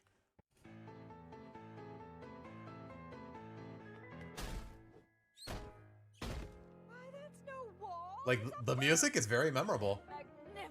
Like, I love it. It just gives that old-timey movie vibe, know what I mean? Mrs. B, don't eat that lobster. It's gone bad. Like, yeah, at the end of the episode, she's like, damn it, I gotta talk. I gotta tell her, Mrs. B, don't eat that lobster. Like, you feel what Luann is thinking, and she's not even saying a word. Like, it's crazy how much character they get across with so minimal dialogue. My only complaint is that maybe Luann's boyfriend should have played a bigger role here since he's gunning for the same. Okay, that is true. That's the only thing that bothers me about this episode. Luann is in a relationship with Benny. Benny is also taking the miming exam at the exact same time, and it didn't occur to them to spend the day together with without talking in hopes of making it easier for themselves. I guess maybe it would have made it more difficult. Like, I don't know. It would have been a really fun way to build upon Luann and Benny's relationship even further. That's my only complaint. But other than that, if it weren't for that, this episode would be a 10 out of 10.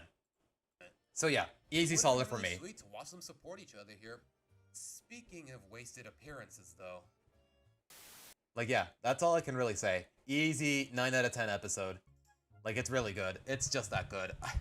I can watch it again anytime. I'll watch it again anytime. And also, to be honest, guys, this is the episode that...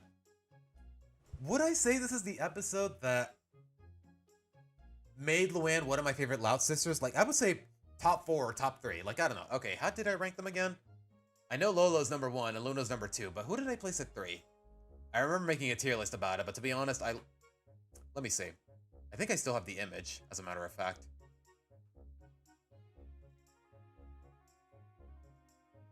Like, honestly, this episode, it definitely improved Luann's reputation for me. But let's see. I still have the tier list saved in my folders here, but I forgot to label it, so it's gonna be a while before I find it. Okay, here it is. Here it is. Yeah, Lola number 1, Lola in S, Luna, Lily, and Luann in A, Lisa, Lenny, and Lucy in B. You know what? I may as well show you guys. Hold on.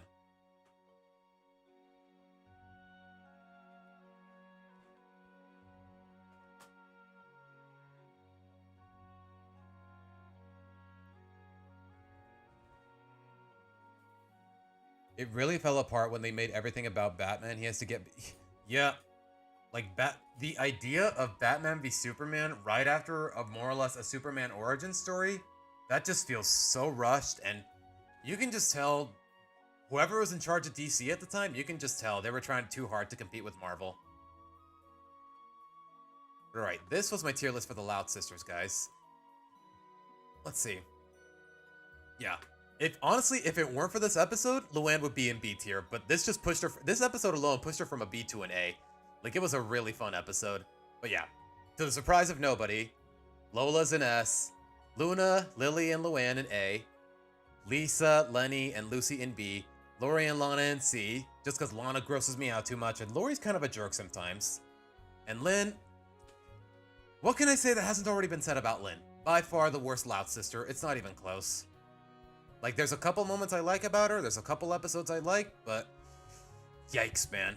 She definitely falters in the character development department. But anyways. 3 favorite episodes of Season 3. Deal Me Out, Head Poet's Anxiety, Everybody Loves Lenny, Game Boys, and The Right Stuff. Some of those I can agree with, Peter, but some of those are alright. Lori should be in B tier? You think so, APD? I don't know, man.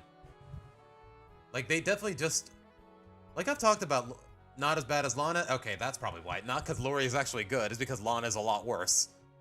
But to be fair, I did place Lori in high B. Lana is low B. Like, I don't know. I'm sorry, low C, I mean.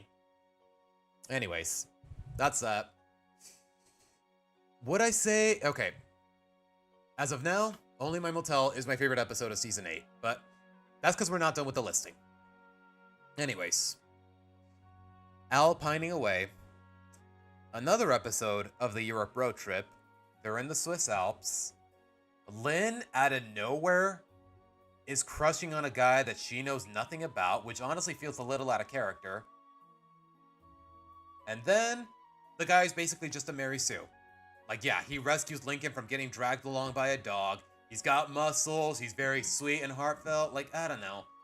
I'm at the very least, unlike with Luna and Sam, I'm buying his dynamic with Lynn, but at the same time, he's a big-ass Mary Sue, so I don't know how I feel about Henrik in that regard. They try to pass off this running gag of him yodeling when he's happy, which it's not really funny or charming. I think it's just dumb. And also, like I've said before, this whole dynamic, it just feels so redundant when you think about Lynn and Liam. 2 episodes, and you know what? Again, I can just let Video Me do the talking. And don't worry, guys. I'm not trying to be lazy. This is really brief. Let's talk about it real quick. But no, it's just an innocent pair of pale-ass Romanians.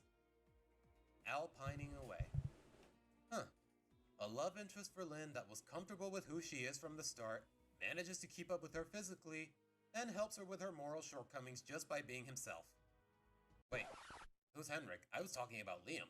Well, look who just became redundant. Simple enough. They already did all of this with Liam, so why the hell are we bothering with Henrik? And you know what bothers me?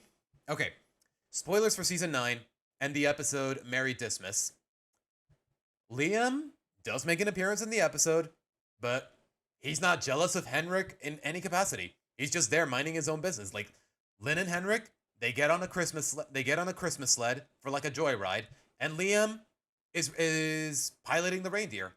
Okay, I don't know how better else to word it, but Liam is just there. He's not jealous. He's not questioning Henrik or like. It's crazy how they built so much chemistry between Lynn and Liam, and they just pretend that it's not there. Like, he never built any feelings. Liam had, like, why else would Liam sign up to be a hall monitor if not to spend time with Lynn? I guess none of that ever happened. I guess. Great character development for both of them. A really fun dynamic, but fuck it.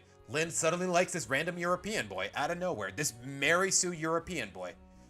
Oh my gosh. But anyways. Other than that though, the episode is fine, but I'm just gonna leave it at low mid and leave it at that. Okay, it's not as bad as The Winning Spirit and Pressure Cooker, but it's nothing crazy. But you know what? I'm tempted to place it in Yikes. Just because of everything I just said. I don't know. What do you guys think? Play that Liam clip from Alpining Away? Yeah, that's what I did, Enigma. Okay, I'm guessing I did it before you, I'm guessing I did it after you posted that comment. Lynn should be an F-. She's in the lowest tier. That's all that matters, Cool Coin. Yeah, Liam deserved better. The writers are now putting in more of the efforts for Lynn and Henrik than Lynn and Liam, which had chemistry already. Yeah, just redundancy after redundancy after redundancy. Like, honestly, think about it, guys. Remember that one episode from Season 4 where Lynn forces herself to have a boyfriend just to spare herself the awkwardness of being single, and then she realizes she's too caught up with her competitive spirit to bother paying any attention to him. And then the polar opposite happens with Liam. So honestly, that just made it so much more compelling. Like, yeah, throughout the whole episode, she breaks up with Dexter because she's like, you know what? I'm a little too caught up with my own thing. Maybe I'm not ready to have a boyfriend.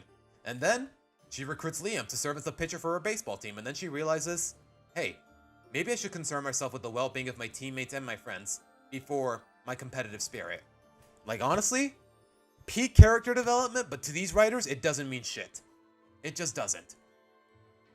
Like, yeah, that whole baseball episode, that whole episode where they were partners as hall monitors, like, it would have been such a... Dare I say it? It would have been a really sweet romance, but we already know how often this show fumbles the bag in that regard. But anyways, you know what? Yeah, just from that alone, I'm gonna place this in Yikes.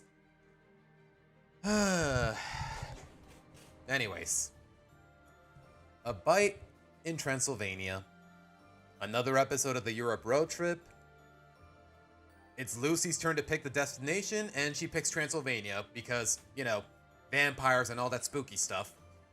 Like, right off the bat, in the first couple minutes of the episode, Rita is like, Lucy, this place is so scary, we need to cover Lily's eyes and ears the whole time so she doesn't get traumatized. And then 1 minute later, Lily takes off the sunglasses and the headset. Like, only 2 minutes in, and they're already abandoning the potential for a good joke. And also, the whole episode is just really cliche. The bus breaks down, they have to spend the night at this really spooky castle with two people who really look like vampires. The message of the episode is, don't judge a book by its cover, but okay, again. I'm just gonna let Video Me do the talking. For some, a really bad first impression in Transylvania. A place apparently so spooky that Lily needs her eyes and ears covered the whole time. But for some reason, that idea is forgotten almost as soon as it's introduced. But Anywho, we got a classic staying in a creepy shelter because your right is busted trope with a good old don't judge a book by its cover lesson. Take it away, Candace. Like, honestly, guys, I've never been too sold on the idea of not judging a book by its cover. Like, that kind of moral is just way too inconsistent most of the time, realistically speaking. That's why books have That's why I really like this line from Phineas and Ferb. It's the reason I quoted it in the video. covers to judge them. I mean, why did you choose these books from the library? They looked interesting. So, Point taken. Even if the moral was consistent, what's the point of teaching it when they literally say it out loud 3 minutes in? Like, it... you always tell us not to judge a book by its cover. Like, that line goes, it's 3 minutes into the episode. And what's the point of establishing a moral by the end of the episode? Like, you know, with traditional storytelling, if you're just gonna shove it in our faces that early on. I swear, man, sometimes this show is just allergic to subtlety. And of course, in typical fashion, oh, they weren't really vampires. It was just a big misunderstanding. They just kept the episode the same, but made it so that they really were vampires after the Louth left? It honestly would have been so much more unique and compelling, and for once, like, seriously, it would have been so easy to still keep the whole misunderstanding, but for them to admit, yeah, we really are vampires, but we never meant to hurt any of you. Like, it would have been so easy, and it would actually, this episode would go from like a 6 out of 10 to an 8 out of 10, just with that line alone. Something like that. I don't know. The supernatural stuff wouldn't have disregarded the intended simplicity of the show, but no. Like, why did they just say from the beginning of the episode, we really are, or at the end, after the whole misunderstanding gets cleared, just say, we really are vampires, but we're sorry. We had no intention of hurting you, and we still don't. It's just an innocent pair of pale-ass Romanians. Alpining. Like, the premise is cliche, the messaging is inconsistent, it's not even subtle about it, it gives up on, like, seriously, that whole gag with Lily. You could have kept, every time Lily is on the show, is in frame, she could have kept the sunglasses and the earmuffs, and she could have been in Rita's arms. Like, it would have been easy to say, at the end of the episode, it would have been so easy for Lily to take off the sunglasses and the earmuffs and say, what I miss. Like, that would have been such a cute running gag, but... And it feels so simple that it feels like even these writers could have come up with it, but nope. So yeah. Wasted potential, it's cliche, it's uninspired, the messaging is not subtle, it's way too preachy. Like, there is so many easy ways for this episode to have been memorable, but no. So, yeah. I'm gonna keep it in yikes. Stories/media keep using the don't judge a book by its cover whenever they run out of ideas, or they're lazy because they have the most predictable conclusions. Like, that's the thing. I agree that it's a cliche, but it definitely could have stood out in this particular instance. In so many easy ways, but I guess not. Lucy, as in Spoopy Lucy, who would rightfully be geeking out on the vampire stuff, as she was, yeah. Like, she loves vampires, she dreams of becoming one, almost unironically. So yeah. Her trying to encourage the family to stay at this castle, it just, like, it's so, I'm so conflicted on it. Like, of course she would want it, but can't she at least understand why her family wouldn't? Like, of course they're terrified of vampires, but it's like, it's all over, the narrative is just all over the place, and I hate it. To be fair, it was a terrible idea to begin with a sensory depression for an entire vacation, I guess. In conclusion, watch the Simpsons Halloween episodes instead, where they visit Mr. Burns' manor in Pennsylvania. That's really clever, Aura. Like, straight up, just keep Lily covered the whole episode, and then by the end, she takes it off and says, "What I miss." It would have been so cute. Like, it would have been so easy, but of course not. I would have figured out they were vampires and try not to get the Louths with magic and hypnosis, but thanks to the glasses and the headphones, Lily is immune and accidentally saved them? I guess. That could work too. Or, again, like I just said, most of the conclusion could have stayed the same. Just make him say, "Oh, we really are vampires, but sorry if we ever put you under the impression that we're trying to hurt you." Like, that's it. Like, at the end, all the Louths are convinced that they are vampires because Lucy goes missing. They see a couple of swollen spots on Lucy's neck, but then it turns out they're mosquito bites. Turns out, whatever they were doing, like, I don't know, the episode is just all over the place. Anyways, that's that. It's staying in yikes. I'd say borderline dog water, because the more I talk about it, the more this episode pisses me off. Anyways. Careless Whisper. Like I said, okay, guys, I don't want to make Video Me do the talking again, but it's just a retread of Be Stella My Heart. Without the, basically a retread of Be Stella My Heart without the romantic implications, which actually improves the episode a little bit. But the fact of the matter is, I really dislike Be Stella My Heart, so, and this feels really redundant. Like, again, I'm just gonna let Video Me do the talking. And don't worry, it's really brief about it. Achievement. A new girl that Lincoln and friends hang out with holding misguided intentions that result in an apology and an acceptance of friendship. Where have I seen that before? And again, the whole character of Kara, it feels uncomfortably redundant. That one episode from season 9 with Kara, where they win a contest for like a streamer. You could switch her in for Ronnie Ann and nothing would change. You could make it so that Ronnie Ann is visiting Lincoln and Royal Woods and nothing would change. Switch her Kara in for Ronnie Ann and that's it. Well, at least in this case they didn't set her up romantically and let it amount to nothing. But this just Oh, Erica, don't even. Okay, you know what? I will give credit. There is little to no romantic implications between Kara and Lincoln, and I sure as hell hope that they keep it that way. Unlike with Stella, which is I wish for the opposite with Stella, but anyways. Ironically defeats their purpose for Stella's introduction. Yeah, so much for your girl diversity token, Savino and crew. Or just crew. Like, this idea just feels so redundant. Like, at the very least, the premise is unique. Like, Lincoln and friends, they want to read a rare comic book. And apparently Kara's comic book store, or her family's comic book store, actually has access to it. So they try to befriend Kara. They pretend to be her friend at first. They realize she's really cool. They feel bad about their intentions. But again, it feels really redundant. But at the very least, they did not tease us with romantic implications, like with Lincoln and Stella. So at the very least, it is, in some ways, it is better than Be Stella My Heart. But still. No, I don't hate Racktone. I don't hate it. It's just really redundant. I think at best I'm gonna put it in mid, but let's see. As if that alone wasn't shallow as this. Well, look who just became redundant. God, it was bad enough that they set up Lincoln and Stella through his character growth in what I consider the best episode in the series, only for them to just scrap it all together.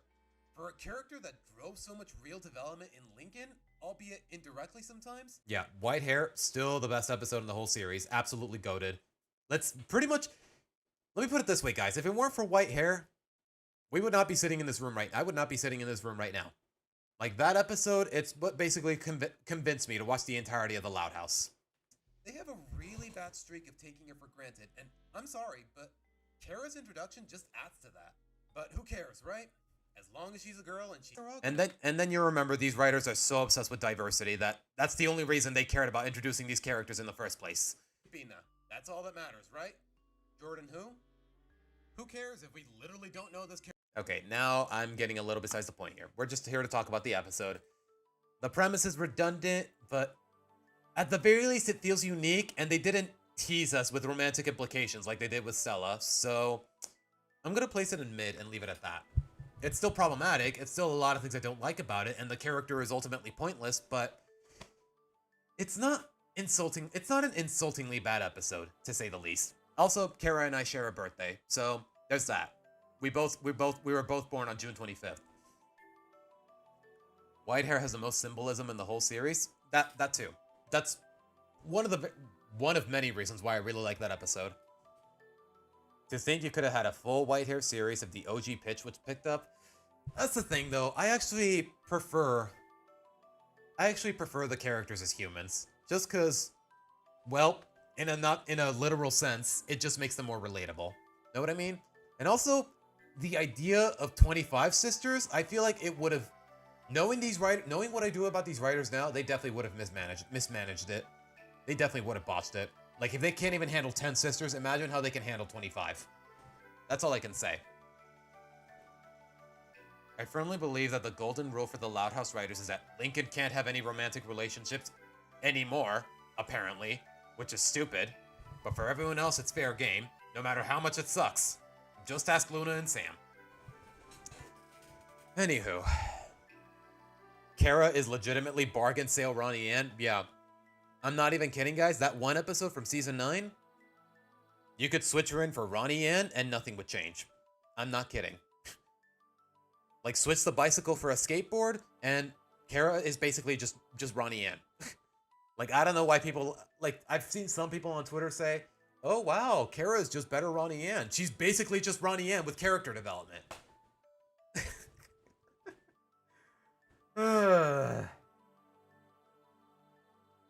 Like, Lincoln's friend group is already cluttered as is. The premise is redundant. There's just so much wrong with this episode, but a lot of it is not a problem with the episode itself, to say the least. Anyways. Know your business. Yep. Easy solid. Probably the only good episode of the Europe road trip. The Loud family traveling to Naples, Italy to try out what's supposedly the world's greatest pizza. And if y'all know anything about this family from the early seasons, it is established very early on that this family loves pizza. Almost to a fault. There's the episode you know what? Again. I'm just gonna let Video Me do okay, I warned you guys at the beginning of the video. Video Me is just gonna do most of the talking because I've already discussed most of this. Anyways. Where is it? I wish I had a timestamp for this, but... Well, why do you think they keep... Tell me you knew we'd be having us the right ways? Growth 8 seasons in. And... But first, let's get to the one episode of the road trip I actually liked. I know it's gonna sound crazy, but I think the most tame of these episodes is by far the best one. The family travels to Naples to try the world's greatest pizza and hopefully get the recipe. The owner of it in question sends them on a wild goose chase in hopes that they quit on the idea because the recipe is a family secret, of course. Yeah, makes perfect sense. And apparently the pizza is so good that her family, the lady's family, used to serve it to Julius Caesar. Apparently she's like, Gus, you know what? Again, I'm gonna just let Video Me do the talking. A chase involving a meatball-flinging guardsman, an unstable cow, and an active volcano. On paper, it seems simple enough, all things considered. Well, at least by this franchise's bizarre standards. Like, honestly, aliens, dragons, ghosts. Like, honestly, an active volcano feels really tame in comparison. Like, normally I would complain about these kind of gimmicks being over the top, but the bar is just really low, to say the least.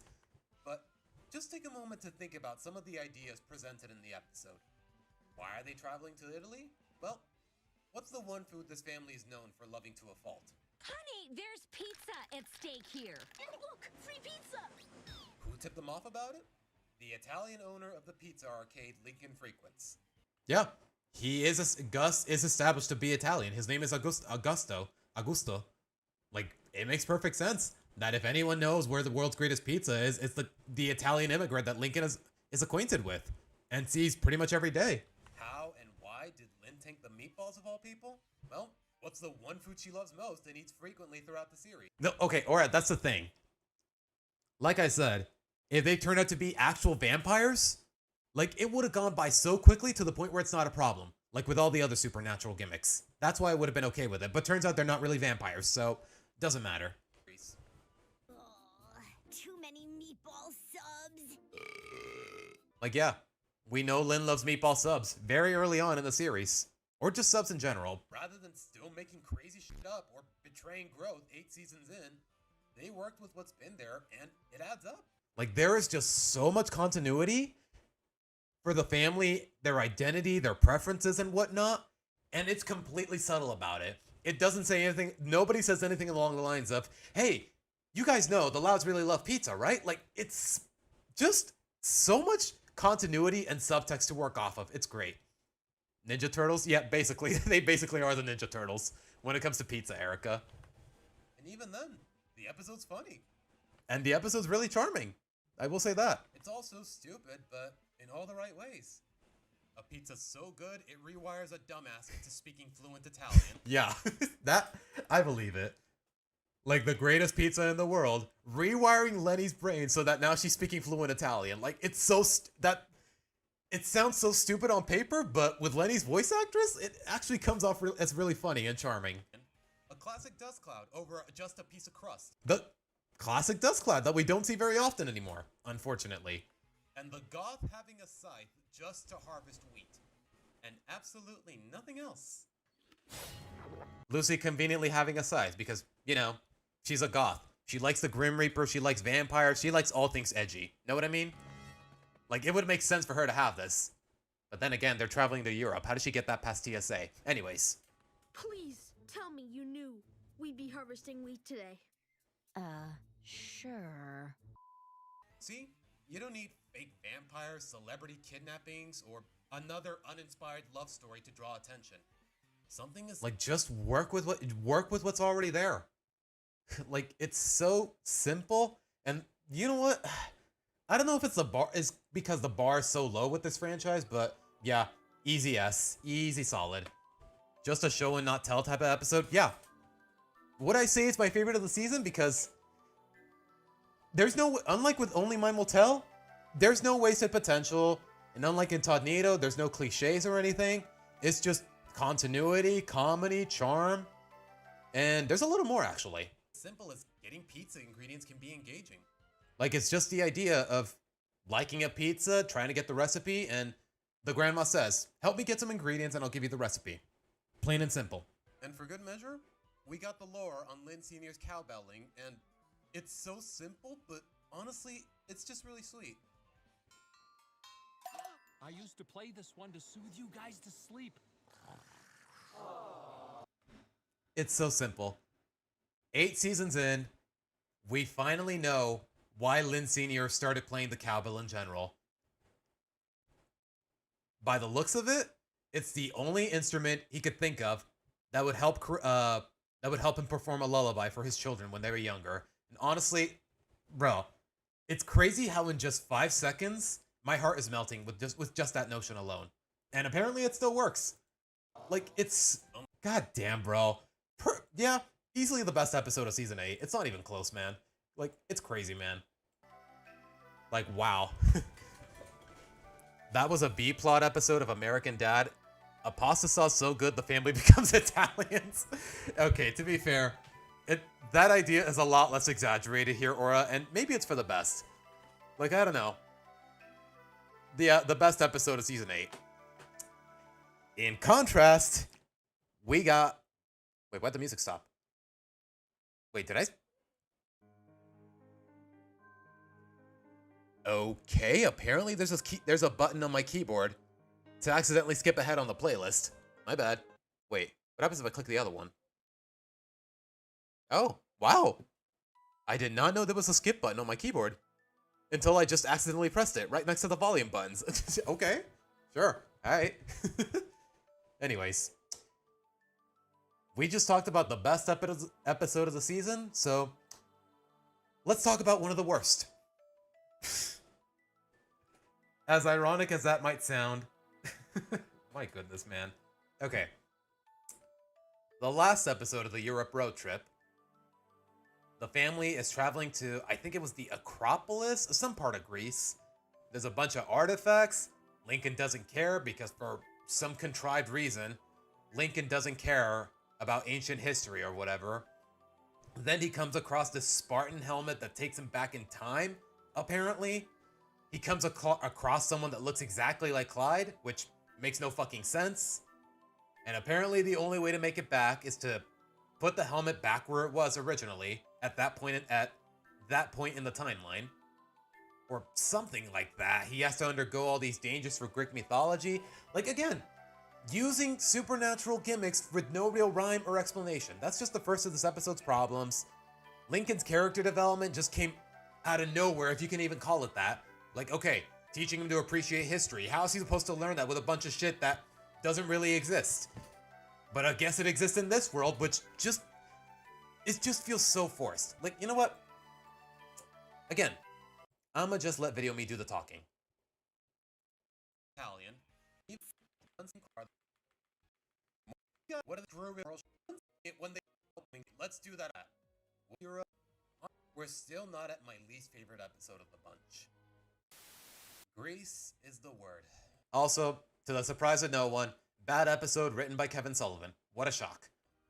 More supernatural gimmicks with a half-assed moral, complemented with a bunch of random junk that nobody asked for. That's really all there is to it. Who asked for this? Who asked for sirens? Who asked for a minotaur? Who asked for a cyclops? Who asked for time travel? Who asked for suddenly time traveling? Since when does Lincoln not give a shit about history or whatever? Like, it just all came out of nowhere and none of it makes any sense. Bro, I swear, this episode is the embodiment of that one Moon Knight meme. If it turned out to all be a dream, maybe I could respect it for embracing so many silly ideas. Like, that honestly would have salvaged the episode from so much stupidity. It's all a dream. That's it. But no, we got a helm that takes Lincoln back in time. The first person he comes across looks exactly like... Yeah, it's something of a trope aura, but here, it doesn't make any sense. Especially considering the fact that Clyde is adopted. Like his... Okay, you know what? Never mind. That was just a crack. Come to think of it, does it make any sense that Clyde's ancestor is Greek? His dark skin, the fact that his he was birthed by an unknown mother. Like, I don't know. There's a couple ideas in there that don't make any sense, but that's besides the point. We got a helm that takes Lincoln back in time. The first person he comes across looks exactly like his best friend, somehow, and he has to undergo several dangers from...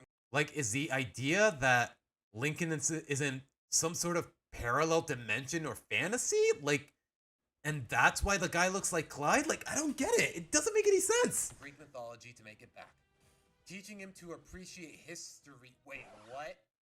Everything he just dealt with is literal myths, but I guess that's real in this world too, because God forbid the slice of life show be remotely realistic. Either that, or reality itself had to lie to our protagonist just to get the plot's message across. Like, it feels like all of this contrived bullshit, they just crammed it into the narrative just for the sake of getting the message across. And it's a really stupid message that doesn't match the character anyways. Okay, same reasons I don't like Alice for Love. All of this came out of nowhere. It's trying way too hard to stand out, and none of it makes any sense. Who wrote this episode? Oh, yeah. Wait, really? That too? Yep. The writer of Alice for Love, the writer of Brawl in the Family, the writer of One of the Boys, the writer of Force of Habits. All of those crap episodes written by the same guy. To the surprise of absolutely nobody. But anyways. Actually, to my surprise, but that's besides the... To my surprise at first, but that's besides the point. Great Clyde is secretly Denzel Washington's character from Gladiator? I guess. I don't know. Casagrandes has these types of mythological creatures scattered in the series. Yeah, it's still dumb. It's just as dumb there, Nitro. I don't know what you're trying to claim. I don't know what you're trying to tell me, bro. I asked for sirens, but if it was a song between Luna and them... I guess, Aura? I don't know. I always hate that the identical person in the past makes it feel like families keep... Oh, gosh, yeah. You're right, Aura. You're right. Looping with each other when Peter's ancestors keep... Yeah. It's something... I get that it's something of a trope, but when you take all the context into account, it just... None of this episode makes any fucking sense. The messaging is forced. The ideas are forced. Again, supernatural gimmicks that don't make any sense or have any business being in a show like this one. But moving on. Dog water, I'll leave it at that. But alright. Sales forced. Lisa has to sell candles for a class fundraiser of some kind. Lincoln teaches her the art of sales. She embraces this whole persona that becomes like a hardcore salesman. She accidentally sells Todd, and then she comes to the realization, oh shit, I sold my best friend. I gotta get him back. Like, I don't know. I don't remember a lot about this episode, and that, honestly, it just tells me that it's really boring. Like, I don't know. And there's also this one moment that made me a little uncomfortable, where Lincoln says, well, I happen to be a convincing expert. He rips out his clothes, and then he's just in his underwear. Because he said, sorry, I thought I had my convincing suit in there. And for some reason, Lisa feels the need to cover her eyes. Like, it's been established in season 1 that Lincoln is always in his underwear every now and again. It's a very common practice for young boys. Like, some boys do it. I didn't say I did it when I was a kid, but it's not unheard of for a young boy to walk around in his house in his underwear, even in front of his sisters, even in front of his other siblings or whatever. So that moment just made no sense, and it's a little uncomfortable, to say the least. Especially when you take everything about Savino into account, but that's besides the point. And other than that, though, the episode is forgettable for the most part. I can't remember anything else about it. Like, I don't know. Lisa has to sell candles? Yeah, for like a class fundraiser. Instead of selling like chocolate bars or whatever, for some reason, it's candles. And that's all I can really remember about the episode, to be honest. Well, that and the whole moment with Lincoln's suit. That's it, though. I was trying to say that both series are falling into the same pit. Yep. I can agree there, Nitro. The pit that Casagrandes fell into was its grave. Yep. Cancelled after just 3 seasons and not even a million average viewers across the span of 3 seasons. Like, that is just a far cry from the Loud House's initial popularity, and you know what? It says a lot. And you know what? It's deserved. It's deserved. I say this as a native Mexican. The Casagrandes, it's just a cheap attempt at brownie points. But anyways, Close Encounters of the Nerd Kind. The first half-hour special we ever got, the second ever hour-long special that we've ever gotten. It's a Halloween special, and apparently, while Lincoln and his friends, suddenly Lincoln and his friends, out of nowhere, they really like this parody of Guardians of the Galaxy. They're dressed as characters for Halloween, amidst all the potential embarrassment and humiliation. And then out of nowhere, aliens are real and they're kidnapping people. For whatever reason, Lincoln and his friends try to look into it. And you know what? Again, I can just let Video Me do the talking, but I kind of want to try it for myself. Like, again, it was, for whatever Zach's character was worth, I think the whole alien conspiracy mentality was a lot more fun when we knew that the aliens weren't real. But somehow, I guess we had to canonically humor it in some way because, yeah, out of nowhere, aliens are real now. Lincoln and his friends are, for whatever reason, like, it would have been real.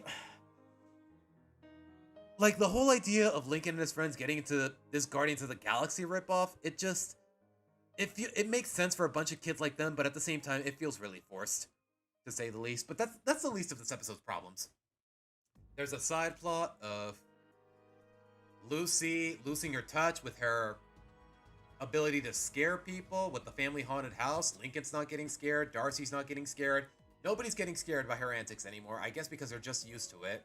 And for whatever reason, that's not really a focus. Like, the side plot is really irrelevant until the end of the episode.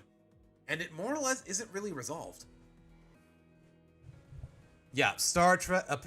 At first I thought it was Star Trek, but the more I thought about it, yeah, the comments were right. Apparently it is Guardians of the Galaxy, more so Guardians of the Galaxy. But anyways, aliens are kidnapping people. Lincoln and his friends look into it. Eventually they hunt down the aliens. They break into the ship. But then by the time they take the aliens down, the ship is gonna crash. And then, out of nowhere, Lincoln and his friends, from watching Guardians of the Galaxy or whatever it's called, they know how to pilot this ship. They know how to land it conveniently, which is ridiculous and came out of nowhere as well. And then by the end of the episode, they land the ship safely, and the lesson is, don't make fun of nerds. They might just end up saving your life. Like, I'm sorry, that moral was not earned whatsoever. Like, it just doesn't make any fucking sense, all things considered. Like, everything about it feels so forced, and the fact of the matter is, this stupidity, it goes on for a whole freaking hour. There's a couple things I liked about it, like the whole moment with Darcy, like Lucy's whole side plot, which more or less doesn't really go resolved.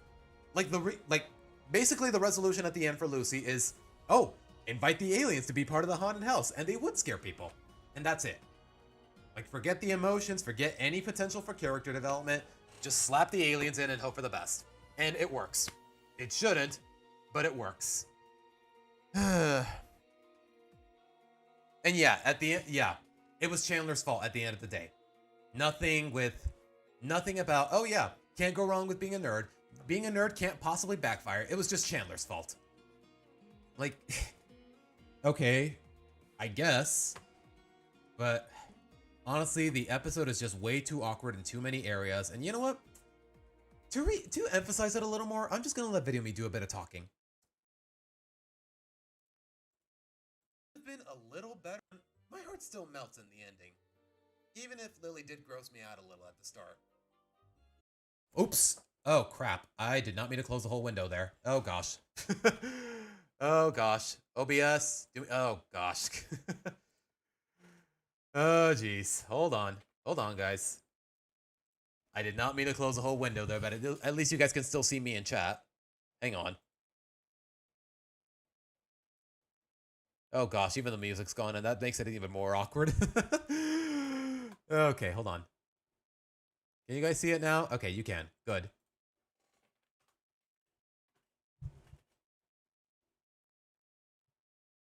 But alright, guys. I'm going to open this twice because one for the music and another one for Video Me.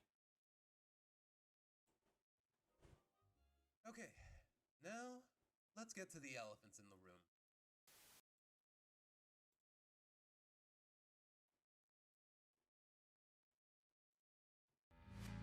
Oh, great. I have ad block on, but I'm still getting ads. Anyways, we're not here for that right now. Close Encounters of the Nerd Kind. The second time the series has ever done an hour-long episode, and like honestly, you would think these hour-long specials would at least have more effort put into them, but no. Most people hate Schooled, and I really don't like this episode either. It's for Halloween? I don't know what gives, but hey, you have my attention. To start, there's a couple of things I liked. Darcy makes another appearance, and well, I just can't hate this moment. Trick or treat, I'm Darcy. Get it, guys? Because she's a pirate. Pirates say, "Arr, Darcy." Like, I thought it was really cute. I mean, normally I would groan at this kind of pun, but she's 5 years old, man. Just humor it. She's adorable. Lucy feels like she's losing her touch when she can't scare anyone through the family haunted house. Something she usually excels in, as we come to know. Ironically, in 2 episodes that were entirely or partially written by Kevin Sullivan, I thought they were fine. And I really wish this was focused on more throughout the episode because it might have made for some decent emotional storytelling, but for some reason, that's not really the main plot. With that being said, the main plot is kind of dumb. About 20 minutes into the episode... Okay, I will say this. Hold on. The main plot is kind of dumb. About 20... Yeah, this one moment where Lincoln and friends are just wandering through the street, looking into the alien stuff. Then Miss Bernardo comes charging at them out of nowhere saying, "You're all going to die." Of laughter, because she's just promoting her one-woman show. Like, I thought that was really funny. 20 minutes into the episode, I couldn't help but to start asking myself, what the fuck is going on? Suddenly, Lincoln and his friends are really into the Star Trek ripoff, and they like it so much that they're dressed up as its characters. Suddenly, aliens are kidnapping people. Oh, yeah, aliens are real now, by the way, in this world. Oh, and by the end, Lincoln's squad knows how to land a whole-ass spaceship from watching said Star Trek ripoff. And for some reason, the moral of the story is, don't make fun of nerds. Sorry we gave you a hard time earlier. You didn't. That's part of the problem. What hard time? You laughed at a guy for literally flexing too hard. Other than that, though, you were kind of doing the opposite. Yikes! Do you guys want me to come with you for protection? Huh? What do you mean? You look like a magnet for bullies. No offense. So, yeah, it's that simple. Nobody was making fun of them other than Chandler, which we already expected that out of him. Like, as far as the Loud sisters are concerned, they weren't making fun of them for being dorks or anything like that. It's kind of the opposite. Like, yeah, hey, if you want to go out like that for Halloween, go ahead. But the fact of the matter is, you're just gonna attract bullies, to say the least. What? Like, it's the one time I actually respect Lynn's demeanor, more or less. If SpongeBob played enough as far as Lincoln is concerned. Mario Kart, does that mean he's entitled to a driver's license now? Yeah. Yeah, guys, just because I watched Guardians of the Galaxy, it doesn't mean I know how to pilot an aircraft. Like, that just makes no fucking sense. Even for a cartoon like this one. I'm gonna be real with you guys. A lot of this episode doesn't make any sense. Yeah, Chandler is just... Again... There's no nuance to him. There's really nothing interesting. He's just an asshole for the sake of being an asshole. Feels appropriate for a simplistic show like this. Time and again, they keep pushing these supernatural gimmicks and topping it off with writing that makes no sense most of the time anyways. very rarely does it work, and even then, this show still doesn't need it. Okay, what I'm about to say here, guys, in the video, this is the only thing that is saving this episode from going in dog water tier. It's the only thing keeping it in yikes. Saving it from going to dog water. That's all I'm saying. At least, and amidst all the bullshit, we actually got a handful of moments between Lincoln and Stella because in the span of 5 seasons, somehow it... Like, yeah, Stella going into Lincoln's house with him, finding the picture, them interacting, just the whole role playing with the characters. Like, Stella actually crying out his name as he gets zapped away. Like, please, okay, please, give me more. Like, damn. It wasn't warranted to these showrunners until now. Like, ever since Lincoln met this girl and his character development was at his peak, they've done nothing with this girl as far as her dynamic with him is concerned. And I hate it. I hate it. I wonder why. Yeah, who cares about building a real bond between characters when you can just scrap that for redundancy or pretend it was always there for brownie points when it clearly wasn't? Oh, this conversation isn't over, but it'll have to wait. Anyways, and I just realized I wiped out the whole tier list. Crap. Well, thank God for the VOD, guys. Thank God for the VOD. Otherwise, we would be kind of screwed here. Someone totally isn't biased, JK. Erica, like I've said, the way characters win me over is with good writing and good development. To say that this is biased, it would be a hell of a stretch, to say the least. But alright, let me look back at the VOD, so just so I could rebuild what we've done from the tier list. Let's see. Single-use template. Oops, did not mean to do that. Pick up all the files. Alright, let's see. 3 more to go. No, Seabass, the writers will never allow you such long-time contentment and honestly. In the narrative, it feels... Oh, oops, I meant to close this ad. I clearly clicked the X. Why would it do that? Okay, whatever. Like, seriously. They have so much potential, and it's completely warranted in the narrative. But here we are. Anyways, let's see. Salesforce, I put it in... Where did I leave it? I placed it in low mid. Speaking of which, I need to rename these again. Ideally with a capital letter. Hold on. Mid. Yikes. D for dog water. You know what? All caps.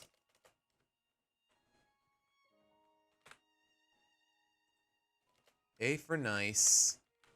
And S for solid. Like, honestly, guys, like I said, the Stellakin crumbs alone are the only thing saving this episode from going into dog water tier.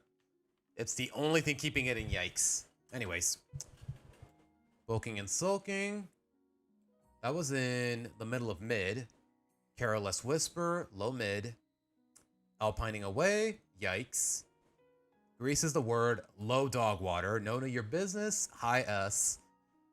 Whether or not, yikes. Incognito, high solid. But in Transylvania, yikes. Winning spirit, we place that in mid. Only my motel, solid. Careful what you fish for it, we place that in mid. Jarvis, make Stella end up with Kara and make them become Samex Luna 2.0. Pixel, why you gotta tease me like that? Why you gotta tease me like that? Nah. In terms of the narrative, in terms of the character development, like Stellakin is warranted. But you know what? I've talked about this in my video, guys. I'd rather not repeat myself. I'd like to believe I'm looking at this in terms of a organic and compelling narrative. That's all I can really say. But alright. Goss Chase. Nice. Homeward Bound. Did we place that in mid? Probably. Yeah, high mid, if I remember correctly. Night to Remember. Dog Water. Stealing Thunder. Did we place that in yikes? Yeah, we did.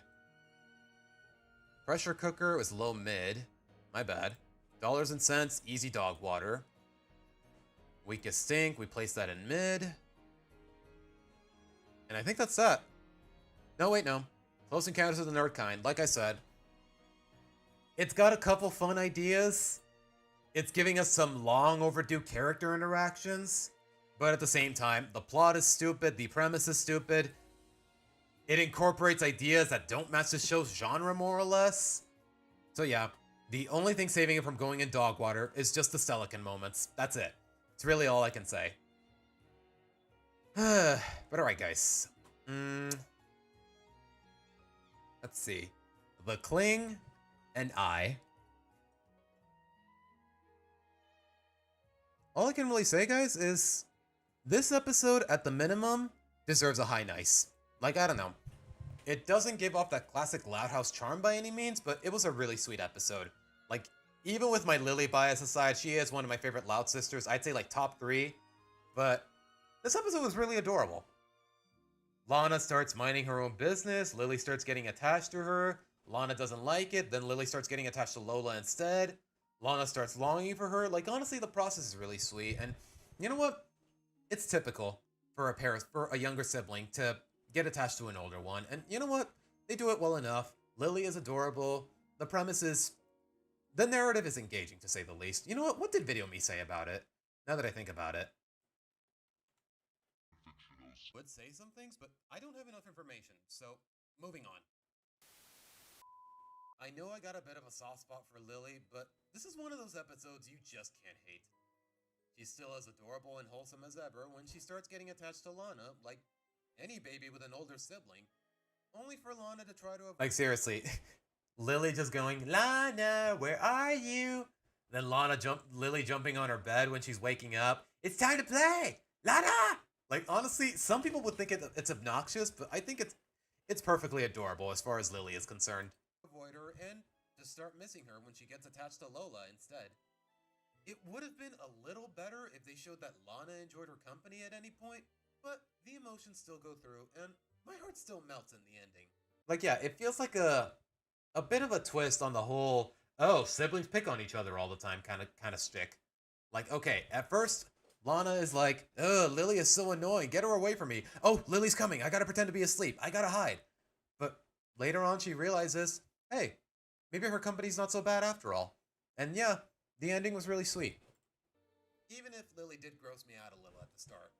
Yeah, most of the time Lily episodes just focus on her strictly and it don't focus on her dynamic with another one of the siblings. Although, to be honest, most of the time they don't do that anyways. Like, most of the Loud House episodes, they don't focus on the dynamics between the siblings, and that's honestly kind of sad. But I will say, though, this time they nailed it, so yeah. I want to say a high nice, maybe a low solid. I don't know. What do you guys think? The Kling and I is what I justify calling just the Grey Delisle episode. Oh my gosh, that is true. They're both voiced by Grey Delisle. I forgot. Lola, Lana, and Lily are all voiced by Grey Delisle. I mean, to be fair, Rita does have some lines there, and so does Lenny, but still. That is true. Like, 90% of the lines are all Grey Delisle. But anyways. Alright, guys.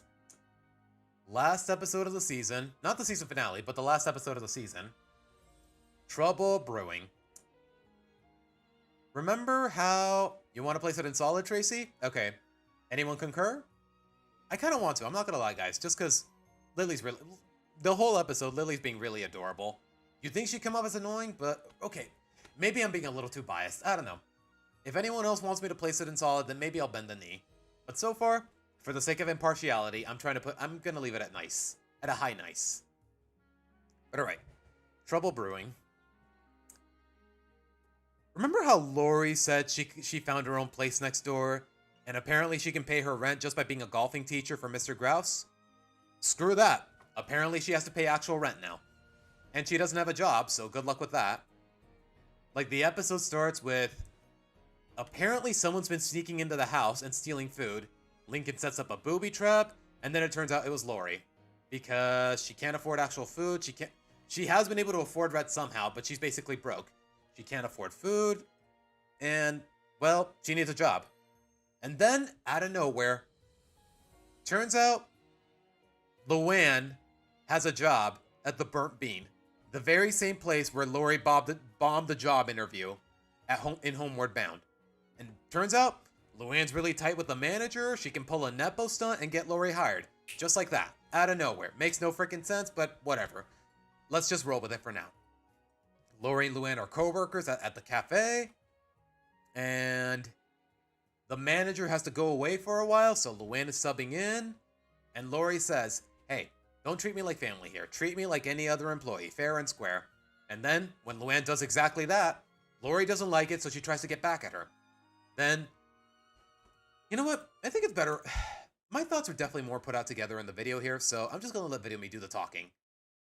Off lessons. That ends well. So imagine how much this episode frustrated me. Turns out, Lori has to pay actual money for rent, and we never learn why. He said I can pay him in golf lessons. So that was a fucking lie. Oh, and get this. Yeah. Just like that. Already shattering the continuity from, like, what, 5 episodes ago? I don't know how long it was between these 2 episodes, but that's still really forced. That place where Lori bombed the interview?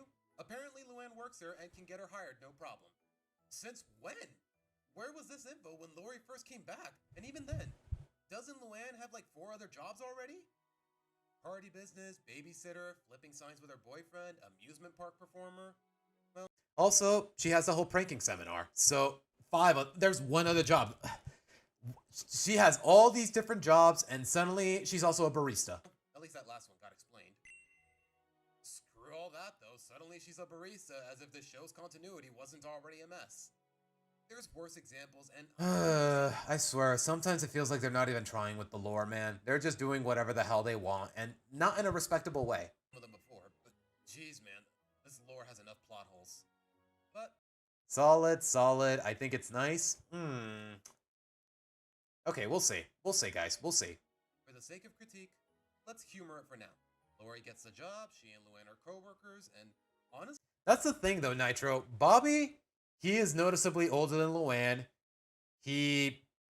From what I can tell, he doesn't hold all of those jobs at the same time.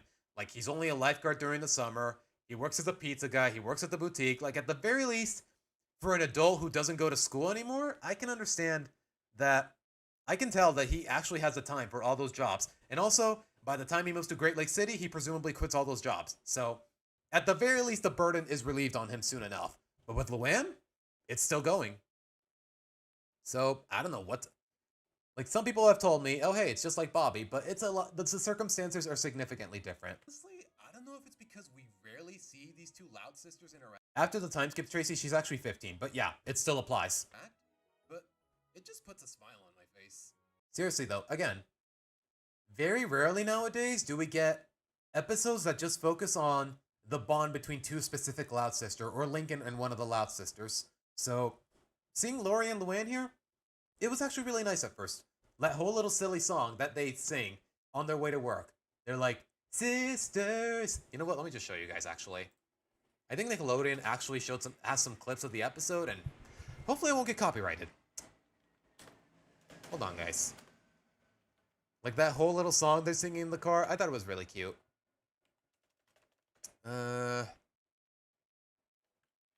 Trouble Brewing.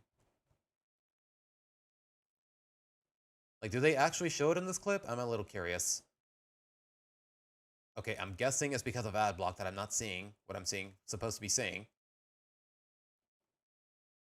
Did you hear that? The midnight snack thief. Good morning, coffee. Sisters, working together, chasing those burnt bean dreams, brewing the It's so silly, but it's just the right amount of silly. I'll say that much.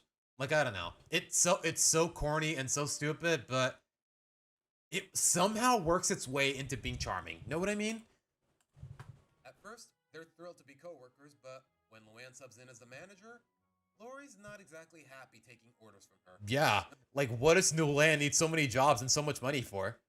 I guess for Benny, but what more than that? No matter how genuinely fair they are. And also, I'm a little annoyed at the fact that they more or less abandoned the idea that she runs her own party business. Because that, honestly, that made for a lot of charming episodes. And it showed a lot about Luann's character. It really doesn't seem like any of the practices are any different from what the real manager would have done. So if they're trying to sell us on Luann being at fault here, it's really not working. Maybe though. Like, I understand why Lori is frustrated with Luann's behavior here, but as far as the audience and the narrative is concerned, like, yeah, Luann is being impartial. She's doing exactly what the manager would have done, but Lori wouldn't know that because she just started working here. So, is Luann at fault here? Is she being a jerk? Like, is that what the narrative is trying to tell us? Because it doesn't seem like it. That's what the narrative was going for, but it's really hard to tell. So, Lori volunteers to babysit her siblings while mom and dad are away, including Luann, just to get back at her. Normally, this behavior would really... Yeah, apparently Lori dislikes her practices so much that, okay, Lori volunteers to babysit while her parents are away instead of making Lenny do it, and she makes Luann's life miserable in the process. Tick me off because it seems harsh and out of character for Lori, but... I guess Enigma, but... I feel like those pranks are more or less just played for laughs. Okay, realistically, I guess it makes sense, but with how long she's been working all these jobs, you think she could afford a lot more than the pranks, to say the least. I don't know. Like, again, this lore is just so cluttered and inconsistent to I don't know what I can trust in that regard. Is it?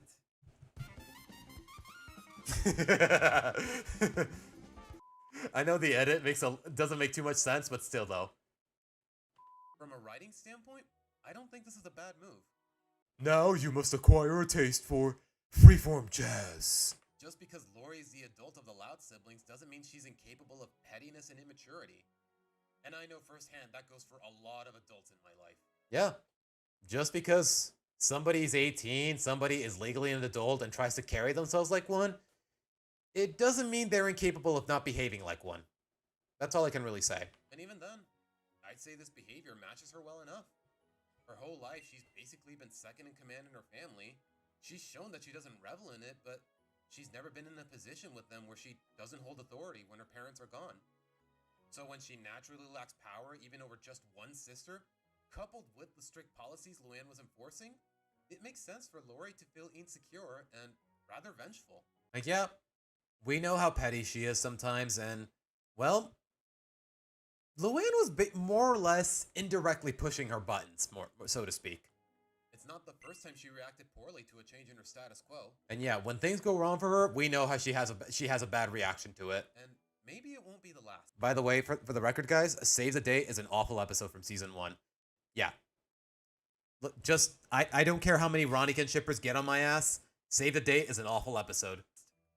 Simply put, it's not a problem for someone to behave questionably or be in the wrong, as long as it's in character and the process makes sense. Like, yeah, when you take everything into account, even all the way back from season 1, Lori's behavior makes sense.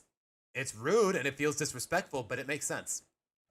Which in this show is apparently a lot to ask for sometimes. Unlike in these episodes, all written by Kevin Sullivan, mind you. What are the odds? No, seriously, I just picked these episodes off the top of my head. I did not realize they were all written by Kevin Sullivan when I made that image. For the rest of the episode, it's a little too predictable. I think we all know where this is going, so let's just skip to the end. Luann gets back at Lori, they keep fighting until they need to put their differences aside, and... Like, yeah, we know how it goes. We've seen this a million times in animated shows. They keep up this pissing contest, but then something goes wrong, they have to put their differences aside, and then they hug it out. We know how it goes. And that's that. All in all, the premise is contrived and... Yeah, okay, rage bait is... Okay, pissing contest might be... That can be easily misconstrued out of context. I like rage bait competition better, Pixel. Thank you for that. Of course, the conclusion is predictable, but hey, it made for decent, yet arguably unfinished character development on Lori's end. Okay, development might be a little inaccurate there. I think a reflection of Lori's character would be a little more accurate there. As for the rest of the season, well, like I implied, it's kind of a mixed bag. But overall, guys, there's some things I like, but for the most part, I'm not sure what to make of this. I want to place this in mid. Off the top of, like, right off the bat, I want to place this in mid. Like, Lori and Luann's dynamic, I like it, but the premise is really forced. The ending is predictable. The whole rage baiting competition, as we call it, it just... I'm not sure what to make of it. Like, I don't know. It just doesn't make me feel good to see these two see them being at odds with each other for such shallow reasons. The reasons make sense on Lori's end, but yeah, overall, you gotta side with Luann here. She's just doing her job. And she gets and the narrative, or more so Lori, punishes her for it. So, yeah, it's got one too many problems for me to place it any higher than mid. I think I'm gonna place it in low mid and leave it at that. Would I say, yeah, I think after Careless Whisper and before Pressure Cooker is fair enough. But I don't know. What do you guys think? But alright, guys. You know what, guys? I'll cave. I'm gonna place the Klingon Eye in solid. But alright, guys. That is my tier list for Season 8. Then they proceed to delete the last lesson learned at the end of the episode to make it recycle conflict for a future episode, I guess. We'll see how things go. Like, I don't know. If things ever go wrong for Lori again, we'll see how things go. But knowing the way the show carries itself nowadays, it's probably not going to be for a while. Like, that's the problem. That's the problem with the show going on for so long, guys. They just don't know what to do anymore. They just don't know what deserves more continuity. They just don't know what to do anymore. They're just making shit up on the spot. And that's... like, with SpongeBob, in some capacities, like, it works. It's just a TV show about a SpongeBob.